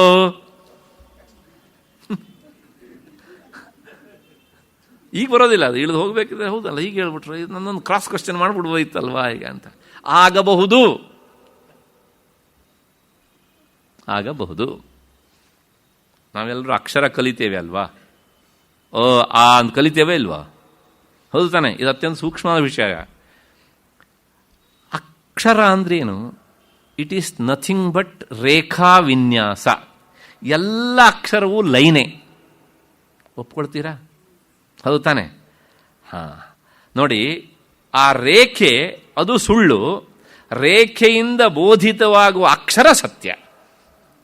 ಒಪ್ಕೊಳ್ತೀರಾ ಇಲ್ವಾ? ಹೌದು ತಾನೆ? ಹಾಗೆ ಸುಳ್ಳಾದ ಕನಸಿನಿಂದಲೂ ಸತ್ಯವಾದದ್ದು ಅನುಭವಕ್ಕೆ ಬರಬಹುದು. ಇನ್ನೂ ಒಂದು ಉದಾಹರಣೆ ಕೊಡ್ತೇನೆ. ಇಲ್ಲೇನೋ ಬರೆದಿದ್ದಾರೆ, ಓಕೆ, ಅಕ್ಷರಗಳಿವೆ, ಇದನ್ನು ಸುಟ್ಟು ಬಿಡೋಣ. ಉದ್ದೇಶ ಅದಲ್ಲ, ಅರ್ಥ ಮಾಡಿಸೋದಕ್ಕೋಸ್ಕರ. ಸುಟ್ಟಾಗ ಈ ಪೇಪರ್ ಸುಟ್ಟೋಗ್ಬಿಡುತ್ತೆ. ಅದರ ಆ ಕಪ್ಪಾದ ಸುಟ್ಟು ಭಾಗ ಇರುತ್ತಲ್ಲ, ಅಲ್ಲಿ ನೋಡಿ ಅಕ್ಷರ ಹಾಗೆ ಇರುತ್ತೆ. ಪೇಪರ್ ಇವಾಗ ಸುಟ್ಟೋಗಿದೆ, ಇದೆಯಾ? ಇಲ್ಲ. ಮುಟ್ಟು ನೋಡಿ, ಪುಡಿ ಪುಡಿ ಆಗಿಬಿಡುತ್ತದೋ, ಅದು ಅಕ್ಷರಗಳು ಕಾಣ್ತವೆ. ಸುಳ್ಳಾದ ದಗ್ಧವಾದ ಪೇಪರ್ನಲ್ಲೂ ಆ ಅಕ್ಷರ ಉಳಿದಿರುತ್ತೆ. ಹಾಗಾಗಿ ಇಷ್ಟು ಹಿನ್ನೆಲೆಯಲ್ಲಿ ಸುಳ್ಳಾದ ಸತ್ಯೆಯಿಂದಲೂ ಸಹ ಸತ್ಯವಾದಂತಹ ತಿಳುವಳಿಕೆ ಬರಬಹುದು. ಇಷ್ಟು ಹೇಳ್ತಾ ಈ ಎಲ್ಲ ಪ್ರಶ್ನೆಗಳು ಉತ್ತರ ಕೊಟ್ಟಿದ್ದಾಯಿತು ಅಂತ ಅಂದ್ಕೊಂಡು ಮತ್ತೆ ನೇರ ನಾವು ಚಿಂತನೆ ಮಾಡಬೇಕಾದಂತಹ ವಿಷಯದ ಕಡೆಗೆ ಬರೋಣ. ಏನು ಹೇಳ್ತಾ ಇದ್ವಿ ಅಂದರೆ, ಅಜ್ಞಾನ ಎನ್ನುವುದು ಅದು ಅನಾದಿಯಾಗಿದ್ರೂ ಸಹ ಅದು ಅನಂತ ಅಂತ ಹೇಳೋದಕ್ಕೆ ಆಗೋದಿಲ್ಲ. ಹೇಗೆ ಅಂದರೆ, ಪ್ರಾಗಭಾವದ ದೃಷ್ಟಾಂತ ಕೊಟ್ಟಿದ್ವಿ ನಾವು. ಏನು ಅಂದರೆ, ಈಗ ಮಡಕೆ ಹುಟ್ಟೋದಕ್ಕಿಂತ ಮೊದಲು ಅದರ ಅಭಾವ ಇತ್ತು. ಆ ಅಭಾವ ಯಾವತ್ತಿಂದ ಇತ್ತು ಅದು ಗೊತ್ತಿಲ್ಲ, ಅದು ಅನಾದಿ. ಆದರೆ ಮಡಕೆ ಹುಟ್ಟಿದ ತಕ್ಷಣ ಆ ಮಡಿಕೆ ಹುಟ್ಟುವುದಕ್ಕಿಂತ ಮೊದಲಿದ್ದ ಅದರ ಅಭಾವ ನಿವಾರಣೆ ಆಯಿತು. ಹಾಗಾಗಿ ಈ ಪ್ರಾಗಭಾವದಂತೆ ವಿಜ್ಞಾನಮಯ ಕೋಶ ಅನಾದಿಯಾಗಿದ್ರೂ ಜ್ಞಾನ ಬಂದಾಗ ನಾಶ ಆಗತ್ತೆ. ಇಲ್ಲಿಗೆ ಬಂದು ನಿಂತಿದ್ವಿ ನಾವು. ಹಾಗಾಗಿ ಜ್ಞಾನೋತ್ಪತ್ತೌ ಅಜ್ಞಾನಂ ಅನಾದಿ ಅಪಿ ನಶ್ಯತಿ. ಜ್ಞಾನ ಉತ್ಪನ್ನವಾದಾಗ ಅಜ್ಞಾನ ಅನಾದಿಯಾಗಿದ್ರೂ ಸಹ ಅದು ನಾಶ ಆಗತ್ತೆ. ಅಲ್ಲಿಗೆ ಶಿಷ್ಯನ ಪ್ರಶ್ನೆಗೆ ಉತ್ತರ, ಅನಾದಿಯಾದದ್ದು ಎಲ್ಲವುದೂ ಸಹ ಅನಂತ ಆಗಬೇಕು ಎನ್ನುವ ನಿಯಮ ಇಲ್ಲ. ಅನಾದಿಯಾದದ್ದು ಸಹ ಶಾಂತವಾಗಬಹುದು. ಯಾವುದು ಉದಾಹರಣೆ ಅಂದರೆ ಇದೇ ಪ್ರಾಗಭಾವಿ ಉದಾಹರಣೆ. ಅದರಂತೆ ಈ ವಿಜ್ಞಾನಮಯ ಕೋಶ. ಇಷ್ಟಾದ ಮೇಲೆ ಈಗ ಅಲ್ಲಿಗೆ ಶಿಷ್ಯನ ಪ್ರಶ್ನೆಗೆ ಉತ್ತರ ಕೊಟ್ಟಂಗಾಯ್ತು. ವಿಜ್ಞಾನಮಯ ಕೋಶ ಅದು ಅನಾದಿ, ಅದರದು ಅನಂತ ಅಲ್ಲ. ಹಾಗಾಗಿ ಅಲ್ಲಿ ಪ್ರತಿಫಲಿತವಾದಂತಹ ಆತ್ಮ, ಜೀವಾತ್ಮ ಅಂತ ಕರೆಸ್ಕೊಳ್ತಾನಲ್ಲ, ಅವನು ಅನಾದಿ ಆದ್ರೂ ಸಹ ಆ ಕೋಶ ಅಳಿದಾಗ ಅವನೇನಾಗ್ತಾನೆ? ಅವನು ಪರಮಾತ್ಮನೇ ಆಗಿಬಿಡ್ತಾನೆ ಅಂತ ಶಿಷ್ಯನ ಪ್ರಶ್ನೆಗೆ ಉತ್ತರ ಕೊಟ್ಟ ಹಾಗೆ ಆಯಿತು. ಆದರೆ ಶಿಷ್ಯನ ಸಂಶಯ ಇನ್ನೂ ಸ್ವಲ್ಪ ಬಾಕಿ ಉಳಿದಿದೆ. ಅದಕ್ಕೆ ಉತ್ತರ ಕೊಡೋದಕ್ಕೆ ಈ 202ನೇ ಶ್ಲೋಕ ಹೊರಟು ನಿಂತಿದೆ. ಯದ್ಬುದ್ಧ್ಯುಪಾಧಿ ಸಂಬಂಧಾತ್ ಪರಿಕಲ್ಪಿತಮಾತ್ಮನಿ ಜೀವತ್ವಂ ನ ತಥೋನ್ಯತ್ತು ಸ್ವರೂಪೇಣ ವಿಲಕ್ಷಣಂ. ಇನ್ನೊಂದು ಸಲ, ಯದ್ಬುದ್ಧಿ ಉಪಾಧಿ ಸಂಬಂಧಾತ್ ಪರಿಕಲ್ಪಿತಮಾತ್ಮನಿ ಜೀವತ್ವಂ ನ ತಥೋನ್ಯತ್ ಸ್ವರೂಪೇಣ ವಿಲಕ್ಷಣಂ. ಈ ಬುದ್ಧಿ ಎನ್ನುವಂತಹ ಉಪಾಧಿ ಸಂಬಂಧದಿಂದ ಆತ್ಮನಲ್ಲಿ ಯಾವುದನ್ನು, ಅಂದರೆ ಜೀವ ಎನ್ನುವನನ್ನು, ಅಂದರೆ ಜೀವನನ್ನು ಕಲ್ಪಿಸಲಾಗಿದೆಯೋ ಅದು ವಾಸ್ತವಿಕವಾಗಿಯೂ ಸಹ ನಿಜ ನೆಲೆಯಲ್ಲಿ ಇಲ್ಲವೇ ಇಲ್ಲ. ಯಾಕೆಂದರೆ ಆ ಜೀವಾತ್ಮ ಪರಮಾತ್ಮನಿಗಿಂತ ಬೇರೆ ಅಲ್ಲ, ಉಪಾಧಿಯಿಂದಾಗಿ ಬೇರೆ ಆದಂತೆ ತೋರ್ತಾನೆ. ಹಾಗಾಗಿ ಇನ್ನು ಜೀವನಿಗಿಂತ ಬೇರೆಯಾಗಿ ತೋರ್ತಾ ಇರುವಂಥವನು ಆಚೆ, ಅಂದರೆ ಉಪಾಧಿಯಿಂದ ಆಚೆ ಇರುವಂಥ ಪರಮಾತ್ಮ ಇದ್ದಾನಲ್ಲ, ಅವನು ಜೀವನಿಗಿಂತ ವಿಲಕ್ಷಣನಾದವನು. ಅಂದರೆ ಅವನು ಜೀವನ ಹಾಗೆ ಪರಿಚ್ಛಿನ್ನನಾದವನು ಅಲ್ಲ. ಯಾಕೆಂದರೆ ಉಪಾಧಿಯ ಒಳಗೆ ಇದ್ದ ಹಾಗೆ ಅವನು ಇಲ್ಲ. ಅದಕ್ಕೋಸ್ಕರ ಅವನು ವಿಲಕ್ಷಣನಾದವನು. ಇಷ್ಟು ಈ ಶ್ಲೋಕದ ಅರ್ಥ. ಇದು ಯಾಕೆ ಬಂತು ಈ ಶ್ಲೋಕ ಅನ್ನೋದೊಂದು ಪ್ರಶ್ನೆ. ನೋಡೋಣ. ಆತ್ಮನೇ ಪರಮಾತ್ಮನೇ ಪ್ರಶ್ನೆ ಇಷ್ಟೇ. ಇನ್ನೊಂದ್ಸಲ ಹೇಳ್ತೇನೆ, ಆತ್ಮವಸ್ತು ಎಲ್ಲ ಕಡೆಗೂ ಉಂಟು. ನಮ್ಮ ಬುದ್ಧಿಯೂ ಸಹ ಆತ್ಮನಲ್ಲಿಯೇ ಇದೆ. ಆದರೆ ಬುದ್ಧಿಯ ಒಳಭಾಗದಲ್ಲಿರುವಂತಹ ಆತ್ಮನಿಗೆ ಜೀವಾತ್ಮ ಅಂತ ಹೆಸರು. ಈಗ ಬುದ್ಧಿ ಎನ್ನುವಂಥ ಉಪಾಧಿಯಲ್ಲಿರುವಂತಹ ಆ ಆತ್ಮನಿಗೆ ನಾವು ಅಜ್ಞಾನದಿಂದಾಗಿ ಜೀವಾತ್ಮ ಅಂತ ಕರಿತಾ ಇದ್ದೇವೆ. ಈ ಜೀವತ್ವ ಎನ್ನುವಂಥದ್ದು ಶಿಷ್ಯ ಪ್ರಶ್ನೆ ಕೇಳಿದ್ದ 194ನೇ ಶ್ಲೋಕದಲ್ಲಿ, ಭ್ರಮೇಣಾಪಿ ಅನ್ಯಥಾ ವಸ್ತು, ಅದು ಭ್ರಮದಿಂದಲಾದರೂ ಆಗಲಿ ಅಥವಾ ಅನ್ಯಥಾ ಶಾಶ್ವತವಾಗಿ ಆದರೂ ಆಗಲಿ ಅಂತ ಶಿಷ್ಯ ಪ್ರಶ್ನೆ ಕೇಳಿದ್ದ. ಹೇಗೆ ಅಳಿವು ಬರುತ್ತೆ ಅಂತ. ಯಾಕೆಂದರೆ ವಿಜ್ಞಾನಮಯ ಕೋಶ ಅದು ಅನಾದಿಯಾದದ್ರಿಂದ ಅದಕ್ಕೆ ಅಂತ ಇಲ್ಲ ಅಂತ ಹೇಳಿದ್ದ. ಅಂತ ಇದೆ ಅಂತ ಹೇಳಿ ಆಯಿತು. ಆದರೆ ಅವನ ಮನಸ್ಸಲ್ಲಿ ಇನ್ನೊಂದು ಸಂಶಯ ಇತ್ತು. ಭ್ರಮದಿಂದಲಾದರೂ ಆಗಲಿ ಅಥವಾ ನಿಜವಾಗಿ ಆದರೂ ಜೀವಾತ್ಮ ಇದ್ದಾನೆ ಅಂತ ಹೇಳಲಿ. ನಿಜವಾಗಿಯೂ ಜೀವಾತ್ಮ ಅನ್ನೋನು ಇಲ್ಲ ಅಂತ ಹೇಳಬೇಕು. ಅದಕ್ಕೆ ಒಂದು ಉದಾಹರಣೆಯನ್ನು ಕೊಡ್ತಾರೆ. ಜೀವತ್ವಂ ನ ತಥೋ ಅನ್ಯತ್. ಜೀವತ್ವ ಎನ್ನುವಂಥದ್ದು ಅವನನ್ನು ಬಿಟ್ಟು, ಪರಮಾತ್ಮನ ಬಿಟ್ಟು ಬೇರೆಯಾಗಿ ಇಲ್ಲ, ಉಪಾಧಿಯಿಂದಾಗಿ ಬೇರೆಯಾದಂತೆ ತೋರ್ತದೆ. ಶಿಷ್ಯನ ಮನಸ್ಸಿನಲ್ಲಿರುವ ಪ್ರಶ್ನೆ ಏನು? ಭ್ರಮೆಯಿಂದ ಅಲ್ಲ ಅಂತಾದರೆ ಶಾಶ್ವತವಾಗಿ ಆದರೂ ಇರಲಿ. ಹೇಗೆ ಅಂದರೆ ಒಂದು ಉದಾಹರಣೆ. ಪ್ರಾಯಶಃ ನಮ್ಮಲ್ಲಿ ಬಹಳಷ್ಟು ಜನರಿಗೆ ಗೊತ್ತಿಲ್ಲ. ನೋಡಿ, ಅರಿಶಿಣ ಅದರ ವರ್ಣ ಬೇರೆ, ಸುಣ್ಣ ಬೆಳ್ಳಗಿರುತ್ತೆ ಅದರ ಬಣ್ಣ ಬೇರೆ. ವರ್ಣ ಅಂದರೆ ಬಣ್ಣ. ಅರಿಶಿಣದ ಬಣ್ಣ ಬೇರೆ, ಸುಣ್ಣದ ಬಣ್ಣ ಬೇರೆ. ಆದ್ರೆ ಅದು ಎರಡನ್ನೂ ಸೇರಿಸಿಬಿಟ್ರೆ ಕುಂಕುಮ ಆಗಿಬಿಡತ್ತೆ. ಇದು ಭ್ರಮೆ ಅಂತ ಹೇಳ್ತೀರೋ ನಿಜ ಅಂತ ಹೇಳ್ತೀರೋ? ನಿಜ. ಹಾಗೇನೇ ಈ ಬುದ್ಧಿ ಎನ್ನುವಂತಹ ವಿಜ್ಞಾನಮಯ ಕೋಶ ಮತ್ತು ಆತ್ಮ ಸೇರಿದಾಗ ಹೇಗೆ ಆ ಬಿಳಿ ಬಣ್ಣ ಅರಿಶಿನ ಬಣ್ಣ ಎರಡು ಹೋಗಿ ಶಾಶ್ವತವಾದ ಕೆಂಪು ಬಣ್ಣ ಬರುತ್ತಲ್ಲ, ಹಾಗೆ ಜೀವತ್ವ ಅಳಿದು ಅಲ್ಲ, ಅಂತಃಕರಣದ ವಿಜ್ಞಾನಮಯ ಕೋಶ ಹೋಗಿ ಮತ್ತೆ ಪರಮಾತ್ಮನೂ ಇಲ್ಲದೆ ಜೀವನೇ ಶಾಶ್ವತವಾಗಿದ್ದ ಅಂತ ಹೇಳ್ಬಿಡೋಣ, ಕುಂಕುಮದ ಬಣ್ಣದಂತೆ ಅನ್ನೋದು ಶಿಷ್ಯನ ಪ್ರಶ್ನೆ. ನಾವು ಇದನ್ನು ಊಹೆ ಮಾಡಲಿಕ್ಕೂ ಸಾಧ್ಯ ಇಲ್ಲ ರೀ, ಅಲ್ವಾ? ಅಷ್ಟೇ. ಹಾಗಿದ್ರೆ ಇದಕ್ಕೇನು ಸಮಾಧಾನ ಅಂದರೆ ಶಿಷ್ಯನ ಪ್ರಶ್ನೆ ಅಷ್ಟೇ ನೋಡಿ. ಭ್ರಮೇಣಾಪ್ಯನ್ಯಥಾ ವಾಸ್ತು ಜೀವಭಾವ ಪರಾತ್ಮನಃ ಇತಿ ಶಿಷ್ಯೇಣ ಉಕ್ತತ್ವಾತ್ ಅನ್ಯಥಾ ವಾಸ್ತು. ಅಂದರೆ ಇನ್ನೊಂದು ರೀತಿಯಲ್ಲಿ ಶಾಶ್ವತವಾಗಿ ಆದರೂ ಆ ಜೀವಭಾವ ಇರಬಹುದಲ್ವಾ? ಹೇಗೆ ಅಂತ ಕೇಳಿದರೆ ವಾಸ್ತವಿಕಂ ಜೀವತ್ವಂ. ಆ ಜೀವಭಾವ ಅನ್ನೋದು ವಾಸ್ತವಿಕ, ಅದು ಶಾಶ್ವತ. ಹೇಗೆ ಅಂದರೆ ಸುಧಾಯಾ ಹರಿದ್ರಾಯಾಶ್ಚ ಯೋಗೆ ರಕ್ತಿಮಾ ವಸ್ತುತಃ. ಸುಧಾ ಅಂದರೆ ಸುಣ್ಣ, ಹರಿದ್ರ ಅಂದರೆ ಅರಿಶಿನ, ಇದೆರಡು ಸೇರಿದಾಗ ಕೆಂಪು ಬಣ್ಣ. ಸುಳ್ಳು ಅಂತ ಹೇಳೋದಕ್ಕಾಗುತ್ತಾ? ಹಾಗೆ ಶಾಶ್ವತ ಆಗಿಬಿಡಲಿ ಜೀವಭಾವ ಅನ್ನೋದು ಶಿಷ್ಯನ ಪ್ರಶ್ನೆ. ಇತ್ಯಭಿಪ್ರೇತ್ಯ ಪ್ರಶ್ನಸ್ಯ ಕೃತತ್ವಾತ್.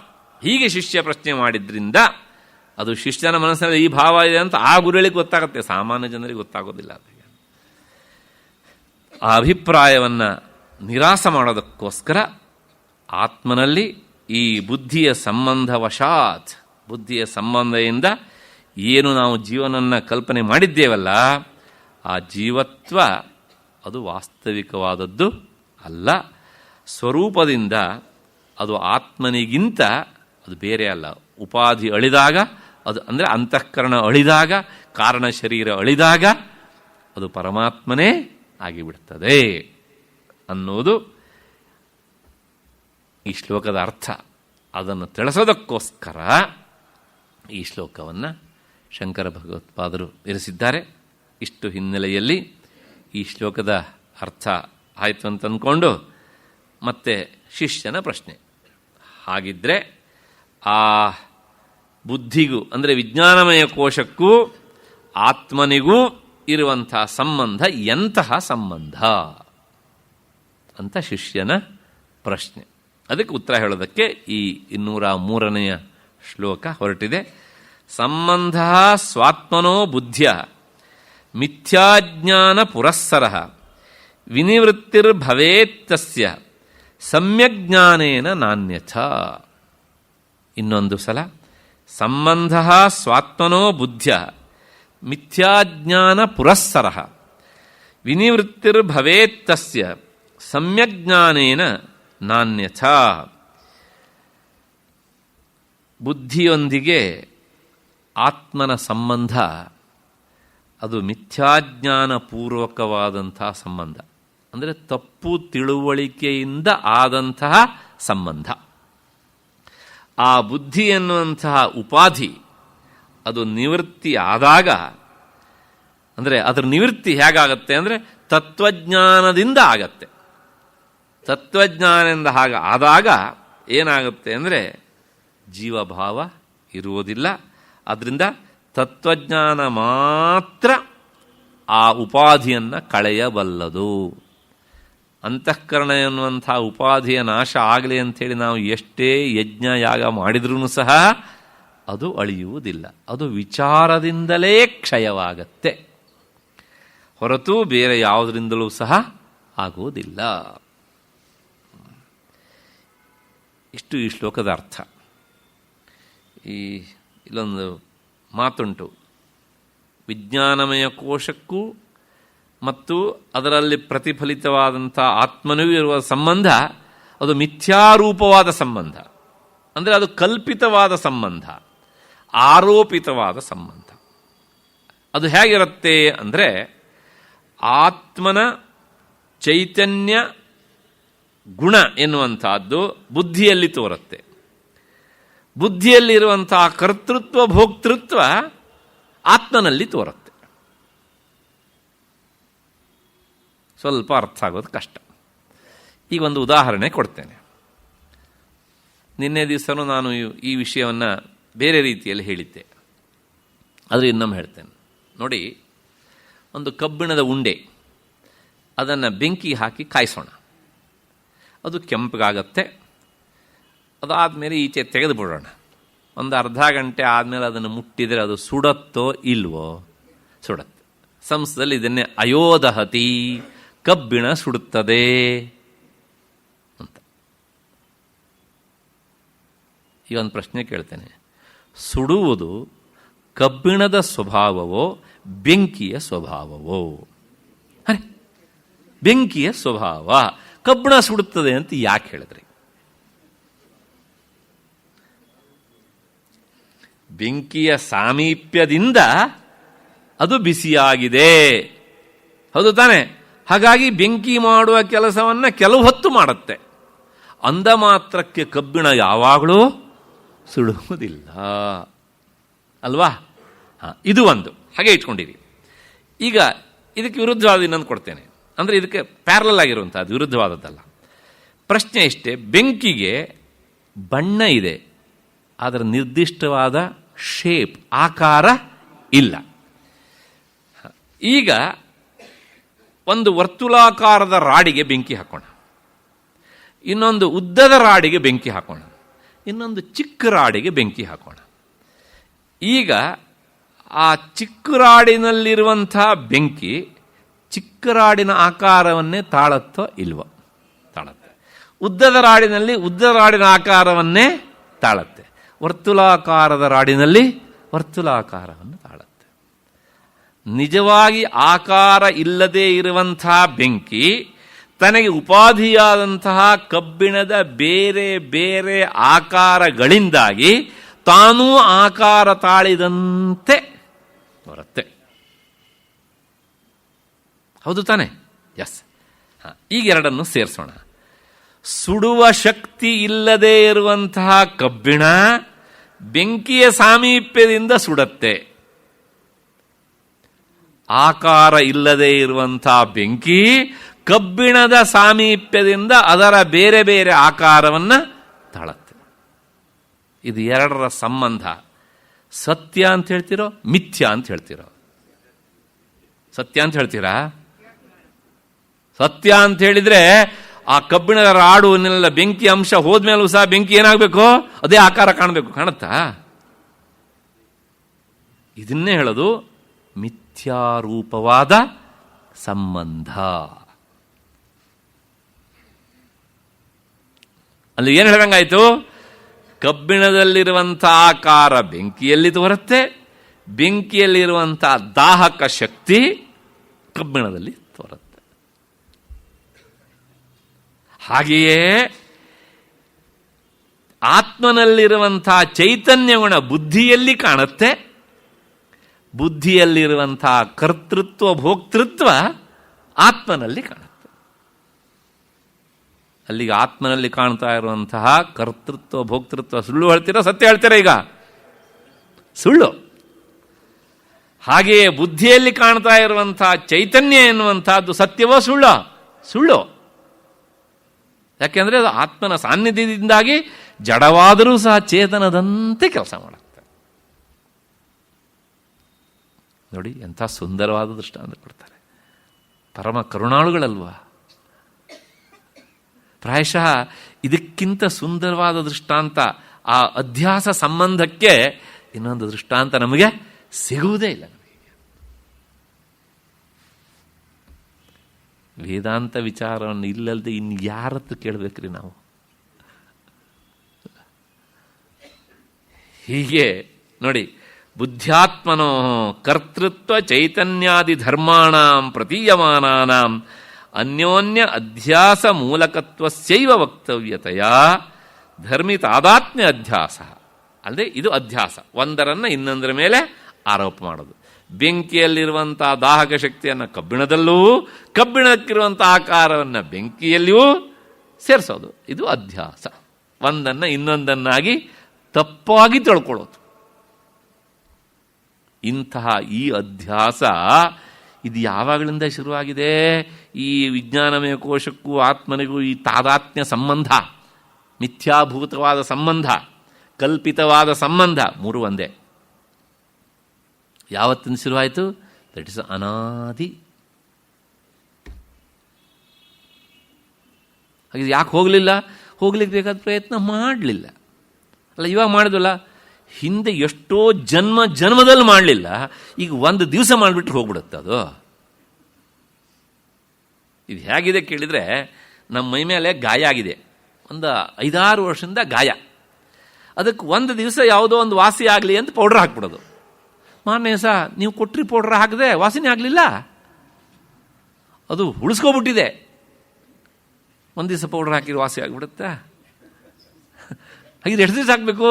ಅದು ವಾಸಿ ಆಗೋ ತನಕನೂ ಈ ಪೌಡರ್ ಹಾಕ್ತಾನೆ ಇರಬೇಕು. ಯಾವ ಪೌಡರ್? ವೇದಾಂತದ ಪೌಡರ್.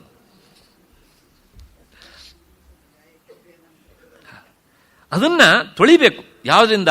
ಶ್ರವಣ, ಮನನ, ನಿಧಿಧ್ಯಾಸನ ಇವುಗಳಿಂದ ತೊಳೆದು ಈ ವಿಚಾರವನ್ನು, ಓಹೋ ನನ್ನ ಸ್ವರೂಪ ಇದು, ನನ್ನ ಸ್ವರೂಪ ಇದು, ಪದೇ ಪದೇ ಪದೇ ಪದೇ. ಆದರೆ ದಿನದಲ್ಲಿ ಒಂದ್ಸಲನೂ ನಮ್ಮ ಸ್ವರೂಪದಾಗ ನಾವು ವಿಚಾರ ಮಾಡೋದಿಲ್ಲರಿ. ಅದು ನಮಗೆಲ್ಲೋ ಕೇಳಿದಾಗ ಹೌದಲ್ಲ, ನನಗೂ ಈ ಜನ್ಮದಲ್ಲಿ ಯಾಕೆ ಮೋಕ್ಷ ಆಗಬಾರ್ದು, ಒಂದು ಅಪ್ಲಿಕೇಶನ್ ಹಾಕಿ ಬಿಡೋಣ, ಈ ಭಾವನೆ ಬರುತ್ತೆ ನಮಗೆ. ಹಾಗಾಗಿ ವೇದಾಂತ ವಿಚಾರ, ಶ್ರವಣ ಮನನ ನಿಧಿಧ್ಯಾಸನಗಳಿಂದ ಮನಸ್ಸನ್ನು ತೊಳಿ. ಆಮೇಲೆ ಈ ಬ್ರಹ್ಮಾತ್ಮೈಕತ್ವ ವಿಜ್ಞಾನದ ವಿಚಾರವನ್ನು ಕೊಡು. ಆಗ ನಿನಗೆ ಈ ಬಂಧನ ರೂಪವಾದ ಗಾಯ ಏನಾಗಿದೆಯಲ್ಲ ಅದು ವಾಸಿಯಾಗತ್ತೆ. ಇಷ್ಟು ಹಿನ್ನೆಲೆಯಲ್ಲಿ ಈ ಶ್ಲೋಕದ ಅರ್ಥ ಸಾಕು ಅಂತ ಅಂದ್ಕೊಳ್ಳೋಣ. ಯಾಕೆಂದರೆ ಎಷ್ಟು ಹೇಳಿದರೂ ಸಹ ಇವುಗಳ ಅರ್ಥ ತೆರ್ಕೊಂಡು ಹೋಗ್ತಾನೇ ಇರುತ್ತೆ. ಈಗ ಪ್ರಶ್ನೆ ಇಷ್ಟೇ, ಈ ಜ್ಞಾನ ಇದೆಯಲ್ಲ, ಯಾಕೆಂದರೆ ಸಮ್ಯಜ್ಞಾನದಿಂದಲೇ, ಯಥಾರ್ಥ ಜ್ಞಾನದಿಂದಲೇ ಈ ಭ್ರಮೆ ಅಳಿಯತ್ತೆ. ಯಾವ ಭ್ರಮೆ? ಕಬ್ಬಿಣದಲ್ಲಿ ಸುಡತ್ತೆ ಎನ್ನುವಂಥ ಭ್ರಮೆ, ಮತ್ತೆ ಬೆಂಕಿಗೆ ಆಕಾರ ಇದೆ ಎನ್ನುವಂಥ ಭ್ರಮೆ, ಕಬ್ಬಿಣದಿಂದ ಬಂದಂಥದ್ದು. ಈ ಭ್ರಮೆ, ಇದು ಮಿಥ್ಯಾಜ್ಞಾನ ಉಂಟಲ್ಲ, ಇದು ಯಾವುದರಿಂದ ಅಳಿಯತ್ತೆ ಅಂದರೆ ಸರಿಯಾದ ತಿಳುವಳಿಕೆಯಿಂದ, ಯಥಾರ್ಥ ಜ್ಞಾನದಿಂದ ಹೋಗುತ್ತೆ, ಅಳಿಯತ್ತೆ. ಹಾಗಿದ್ರೆ ಈ ಯಥಾರ್ಥ ಜ್ಞಾನ ಅಥವಾ ಸಮ್ಯಜ್ಞಾನ ಅಂದರೆ ಯಾವುದು ಅಂತ ಪ್ರಶ್ನೆ. ಅದಕ್ಕೆ ಉತ್ತರ ಹೇಳಲಿಕ್ಕೆ ಈ 204ನೇ ಶ್ಲೋಕ ಹೊರಟಿದೆ. ಬ್ರಹ್ಮಾತ್ಮೈಕತ್ವ ವಿಜ್ಞಾನಂ ಸಮ್ಯಜ್ಞಾನಂ ಶ್ರುತೇರ್ ಮತಂ. ಹಾಗಿದ್ರೆ ಜೀವ ಮತ್ತು ಬ್ರಹ್ಮ ಇವರಿಬ್ಬರೂ ಸಹ ಒಂದೇ ಎನ್ನುವುದೇ ಸರಿಯಾದ ಜ್ಞಾನ. ಇದೇ ಶ್ರುತಿ ಸಮ್ಮತವಾದ ವಿಚಾರ, ಅದೇ ಶ್ರುತಿ ಸಮ್ಮತವಾದಂತಹ ಜ್ಞಾನ. ಇಷ್ಟು ಇದು ಒಂದೇ ಸಾಲಿರೋದು. ಕೆಲವು ಶ್ಲೋಕದಲ್ಲಿ ಹಿಂದಿನ ಶ್ಲೋಕಕ್ಕೆ ಪ್ರಾಯಶಃ ಸೇರಿಸಿದನ್ನು ಕೊಟ್ಟಿರ್ತಾರೆ. ಇಲ್ಲಿ ಗುರುಗಳು ಅದನ್ನು ಪ್ರತ್ಯೇಕ ಒಂದು ಸಾಲನ್ನೇ ಒಂದು ಶ್ಲೋಕ ಅಂತ ಪರಿಗಣನೆ ಮಾಡಿದ್ದಾರೆ. ಬ್ರಹ್ಮ ಆತ್ಮ ಏಕತ್ವ ವಿಚಾರ. ಇಲ್ಲಿ ಆತ್ಮ ಅಂದರೆ ಆ ವಿಜ್ಞಾನಮಯ ಕೋಶದ ಒಳಗೆ ಪ್ರತಿಫಲನವಾದಂಥ ಜೀವಾತ್ಮ ಅಂತ ನಾವೇನು ಕರೆದ್ವಲ್ಲ ಇಷ್ಟೊತ್ತು ತನಕ, ಅವನನ್ನೇ ಆತ್ಮ ಎನ್ನುವ ಶಬ್ದದಿಂದ ಕರೆದಿದ್ದಾರೆ.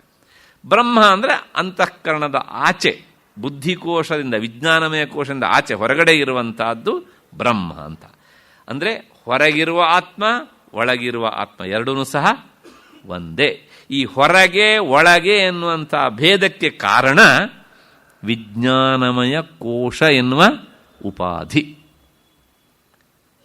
ಈ ಉಪಾಧಿ ಅಳಿದಾಗ ಎರಡು ಒಂದೇ. ಆದ್ದರಿಂದ ವಾಸ್ತವಿಕ ಒಳಗಿರುವ ಚೈತನ್ಯವೂ ಹೊರಗಿನ ಚೈತನ್ಯವೂ ಒಂದೇ. ಇಷ್ಟು. ಅದನ್ನು ನೀವು ಹೇಗೆ ಹೇಳ್ತೀರಿ ಅಂದರೆ, ವೇದಾಂತ ಶ್ರುತಿಯನ್ನು ಪ್ರಮಾಣ ಅಂತ ಒಪ್ಪಿಕೊಂಡು ಬಂದಿದೆ. ನಾವು ಶ್ರುತಿಯನ್ನು ಒಪ್ಪವರು, ಅದು ಅಪೌರುಷೇಯವಾದಂಥದ್ದು, ಭಗವಂತನ ಉಸಿರು. ಹಾಗಾಗಿ ಅದನ್ನು ನಾವು ಒಪ್ಪುವರು. ಆ ಶ್ರುತಿ ಏನು ಹೇಳುತ್ತೆ ಅಂದರೆ, ತತ್ವಮಸಿ ತ್ವಂ ತತ್ ಅಸಿ ನೀನು ಅಂದರೆ ಈ ವಿಜ್ಞಾನಮಯ ಕೋಶದ ಒಳಗಿರುವಂಥ ನೀನು ತತ್ ಅಸಿ, ಆ ಆತ್ಮವೇ ಅಂದರೆ ಬ್ರಹ್ಮವೇ ಆಗಿದ್ದೀಯೇ ಅಂತ ಸಾಮವೇದದ ಛಾಂದೋಗ್ಯ ಉಪನಿಷತ್ತು ಹೇಳುತ್ತೆ. ಇದೊಂದು ಮಹಾವಾಕ್ಯ. ವೇದಾಂತಕ್ಕೆ ಮೂಲಭೂತವಾದವು 4 ಮಹಾವಾಕ್ಯಗಳು. ಮತ್ತೆ ಅಹಂ ಬ್ರಹ್ಮಾಸ್ಮಿ, ಇಲ್ಲಿ ಒಂದು ಬೇರೆ ವ್ಯವಸ್ಥೆ ಉಂಟು, ಆಮೇಲೆ ಹೇಳಿಬಿಡ್ತೇನೆ ಅದನ್ನು. ಅಹಂ ನೋಡಿ, ಅಹಂ ಅಂದರೆ ವಿಜ್ಞಾನಮಯ ಕೋಶದ ಒಳಗಿನ ಚೈತನ್ಯ, ಅದನ್ನೇ ನಾವು ಅಹಂ ಅಂತ ಹೇಳೋದು. ಆ ಚೈತನ್ಯ ಅದು ಬೇರೆ ಅಲ್ಲ, ಬ್ರಹ್ಮವೇ, ನಾನು ಬ್ರಹ್ಮವೇ ಆಗಿದ್ದೇನೆ ಎರಡನೇದು. ಮತ್ತೆ ಅಯಮಾತ್ಮ ಬ್ರಹ್ಮ, ಈ ಆತ್ಮ ಬ್ರಹ್ಮ. ಇದು ಅಥರ್ವಣ ಮಾಂಡೂಕ್ಯ ಉಪನಿಷತ್ತಿನ ಮಹಾವಾಕ್ಯ. ಮತ್ತೆ ಪ್ರಜ್ಞಾನಂ ಬ್ರಹ್ಮ, ಅದು ಋಗ್ವೇದದ್ದು ಐತರೇಯ ಉಪನಿಷತ್ತಿನ ಮಹಾವಾಕ್ಯ. ಪ್ರಜ್ಞಾನಂ ಬ್ರಹ್ಮ, ಆ ಜ್ಞಾನವೇ ಬ್ರಹ್ಮ. ನಿನ್ನೆ ದಿವಸ ನಾನು ಹೇಳಿದ್ದೇನೆ, ಆತ್ಮನ ಜ್ಞಾನ ಅಂತ ಹೇಳಬಾರ್ದು, ಆತ್ಮವೇ ಜ್ಞಾನ. ಹಾಗಾಗಿ ಬ್ರಹ್ಮದ ಜ್ಞಾನ ಅಂತಲ್ಲ, ಬ್ರಹ್ಮವೇ ಜ್ಞಾನ, ಮತ್ತೆ ಅದೇ ಬ್ರಹ್ಮ, ಜ್ಞಾನವೇ ಬ್ರಹ್ಮ ಅಂತ. ಇವೆಲ್ಲ ಮಹಾವಾಕ್ಯಗಳು ಏನು ಹೇಳ್ತೇವೆ ಅಂದರೆ ಜೀವ ಬ್ರಹ್ಮ ಐಕ್ಯವನ್ನೇ ಹೇಳ್ತವೆ. ಹಾಗಾಗಿ ಶ್ಲೋಕ ನೋಡಿ, ಬ್ರಹ್ಮಾತ್ಮೈಕತ್ವ ವಿಜ್ಞಾನಂ, ಅದೇ ಶ್ರುತಿ ಸಮ್ಮತವಾದ ಜ್ಞಾನ. ಇದು ಎರಡು ಒಂದೇ ಅಂತ. ಹಾಗಾಗಿ ನಾನು ಪರಮಾತ್ಮನಿಗಿಂತ ಬೇರೆ ಅಲ್ಲ ಅಂತ ನಿರಂತರ ಅಂದರೆ ಅವನವನ ಸಂಸ್ಕಾರದ ಮೇಲೆ 5 ವರ್ಷವೋ 10 ವರ್ಷವೋ 50 ವರ್ಷವೋ 100 ವರ್ಷವೋ 4 ಜನ್ಮವೋ ಅಥವಾ 16 ಜನ್ಮವೋ ಗೊತ್ತಿಲ್ಲ, ಯಾಕೆಂದ್ರೆ ಆ ಕೊಳೆ ಹೋಗ್ಬೇಕಲ್ಲ. ಹೀಗೆ ನಿರಂತರ ಚಿಂತನೆ ಮಾಡುವುದೇ ನಿಜವಾದ ಜ್ಞಾನ. ಇಷ್ಟು ಈ ಶ್ಲೋಕದ ಅರ್ಥ. ಈ ಮಹಾವಾಕ್ಯಗಳ ಬಗ್ಗೆ ಒಂದು ನಾನು ಭಾಳ ಹಿಂದೆ ಹೇಳಿದ ನೆನಪು, ಒಂದು ವಿವರಣೆಯನ್ನು ಕೊಟ್ಟು ಬಿಡ್ತೇನೆ. ವೇದಗಳನ್ನು 4 ಅಂತ ನಾವು ವಿಭಾಗಿಸ್ತೇವಲ್ಲ, ಆ ಒಂದೊಂದು ವೇದದ ಸಾರಾತ್ಸಾರ ಅಂದರೆ ಅದರ ಕ್ರೀಮ್ ಏನು ಅನ್ನೋದನ್ನು ಹಿಡಿದು ಮಹಾವಾಕ್ಯಗಳು ಅಂತ ಶಾಸ್ತ್ರ ವ್ಯವಸ್ಥೆ ಮಾಡಿದೆ. ಇಲ್ಲಿ ಋಗ್ವೇದದಿಂದ ಒಂದು, ಅದೇ ಪ್ರಜ್ಞಾನಂ ಬ್ರಹ್ಮ ಎನ್ನುವಂಥದ್ದು. ಯಜುರ್ವೇದದಿಂದ ಅಹಂ ಬ್ರಹ್ಮಾಸ್ಮಿ ಎನ್ನುವಂಥದ್ದು. ಸಾಮವೇದದಿಂದ ತತ್ವಮಸಿ ಎನ್ನುವಂಥದ್ದು. ಅಥರ್ವಣ ವೇದದಿಂದ ಅಯಮಾತ್ಮ ಬ್ರಹ್ಮ ಅಂತ. ಈಗ ನಾನು ಹೇಳಿದ್ದು ವೇದದ ಕ್ರಮದಲ್ಲಿ. ಆದರೆ ಗುರು ಶಿಷ್ಯನಿಗೆ ಉಪದೇಶ ಮಾಡಬೇಕಿದ್ರೆ ಈ ಕ್ರಮದಲ್ಲಿ ಒಂದು ಸಣ್ಣ ಬದಲಾವಣೆ ಆಗತ್ತೆ, ಹೆಚ್ಚು ಸ್ಪಷ್ಟ ಆಗತ್ತೆ. ಗುರುಗಳು ಶಿಷ್ಯನಿಗೆ ಉಪದೇಶ ಮಾಡಬೇಕಿದ್ರೆ ಏನು ಹೇಳ್ತಾರೆ ಅಂದರೆ, ತತ್ವಮಸಿ ತ್ವಂ ತತ್ ಅಸಿ, ನೀನು ಅದು ಆಗಿದ್ದೀಯೇ ಅಂತ ಹೇಳಿದಾಗ ಶಿಷ್ಯನಿಗೆ ಗೊತ್ತಾಗತ್ತೆ. ತ್ವಂ ಎನ್ನುವಂತಹ ಶಬ್ದದಿಂದ ನನ್ನ ವಿಜ್ಞಾನಮಯ ಕೋಶದಲ್ಲಿರುವಂಥ ಈ ಚೈತನ್ಯವನ್ನು ತತ್ ಹೊರಗಿನ ಚೈತನ್ಯ ಅಂತ ಹೇಳ್ತಿದ್ದಾರೆ ಅಂತ.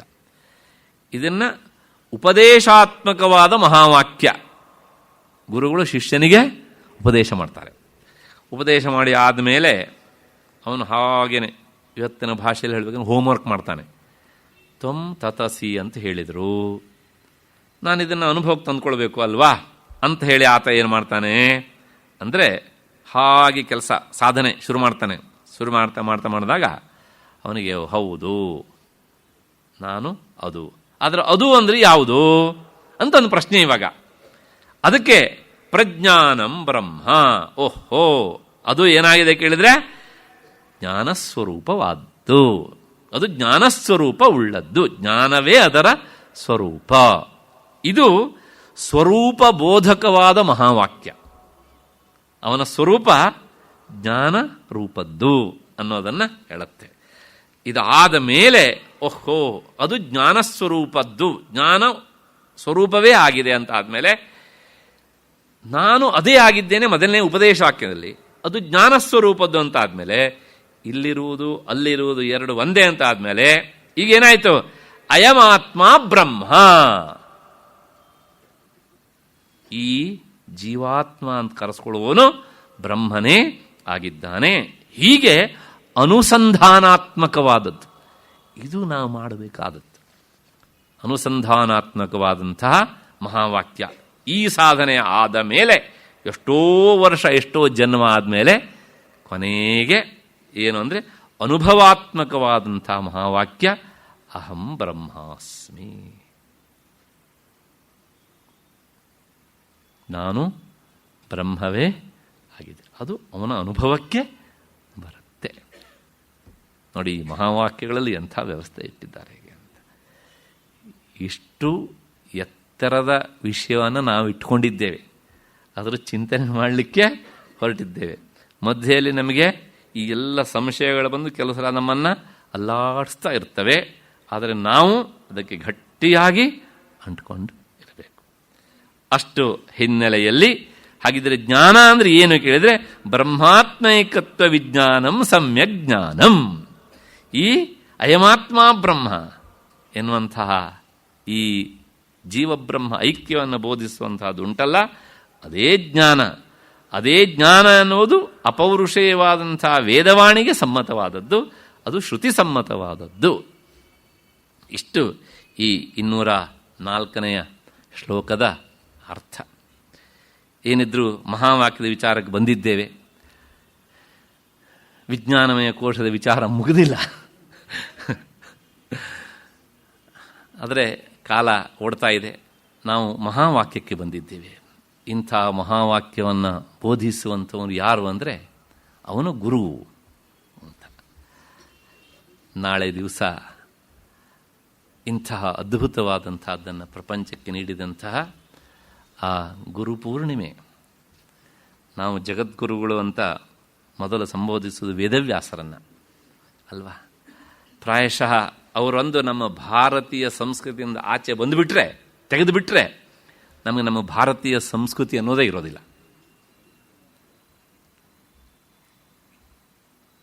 ಯಾಕೆಂದರೆ ಜ್ಞಾನದ ಮೂರ್ತವ್ಯಕ್ತ ರೂಪ.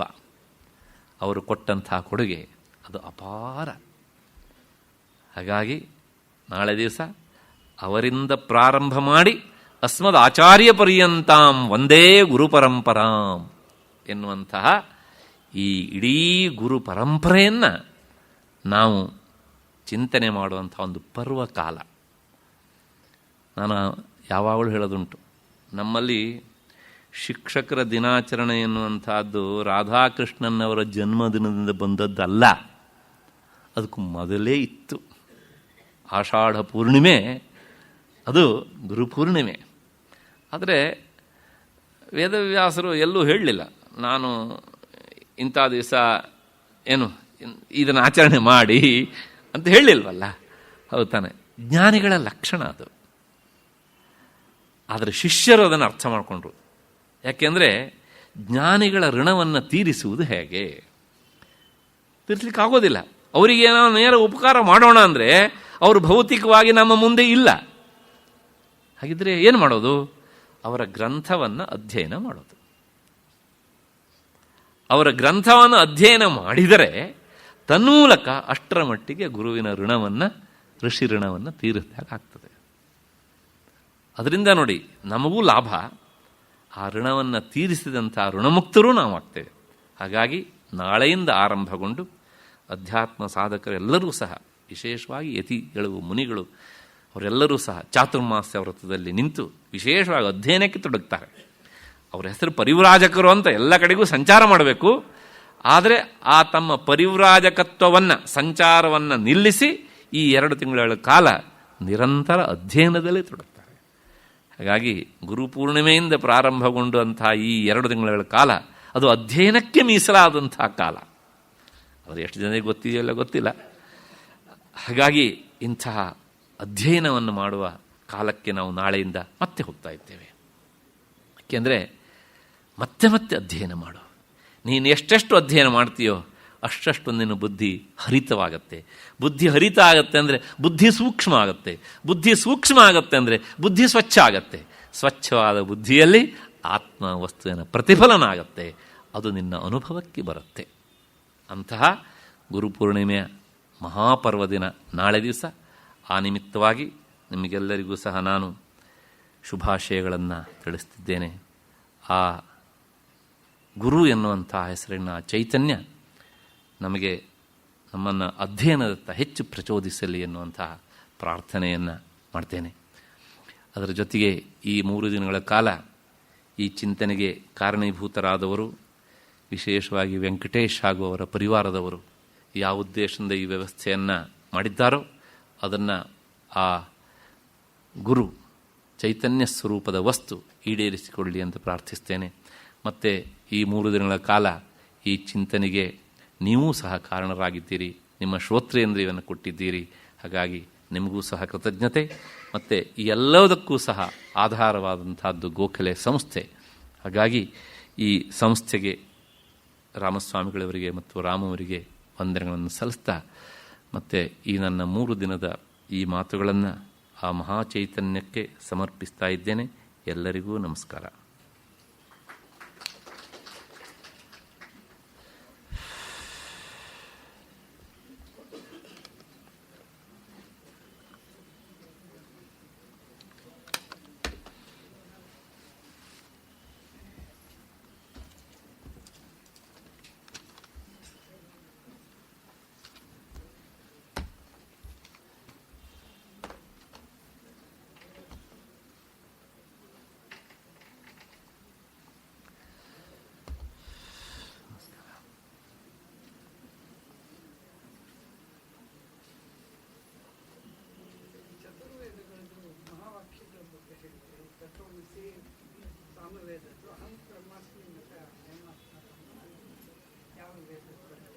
ಪ್ರಜ್ಞಾನಂ ಬ್ರಹ್ಮ ಋಗ್ವೇದ,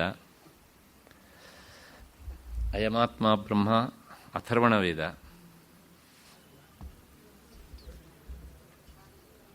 ಛಾಂದೋಗ್ಯ ಅಹಂ ಬ್ರಹ್ಮಾಸ್ಮಿ ಅಂದರೆ ಸಾಮವೇದತ್. ಅಹಂ ಬ್ರಹ್ಮಾಸ್ಮಿ ಯಜುರ್ವೇದತ್.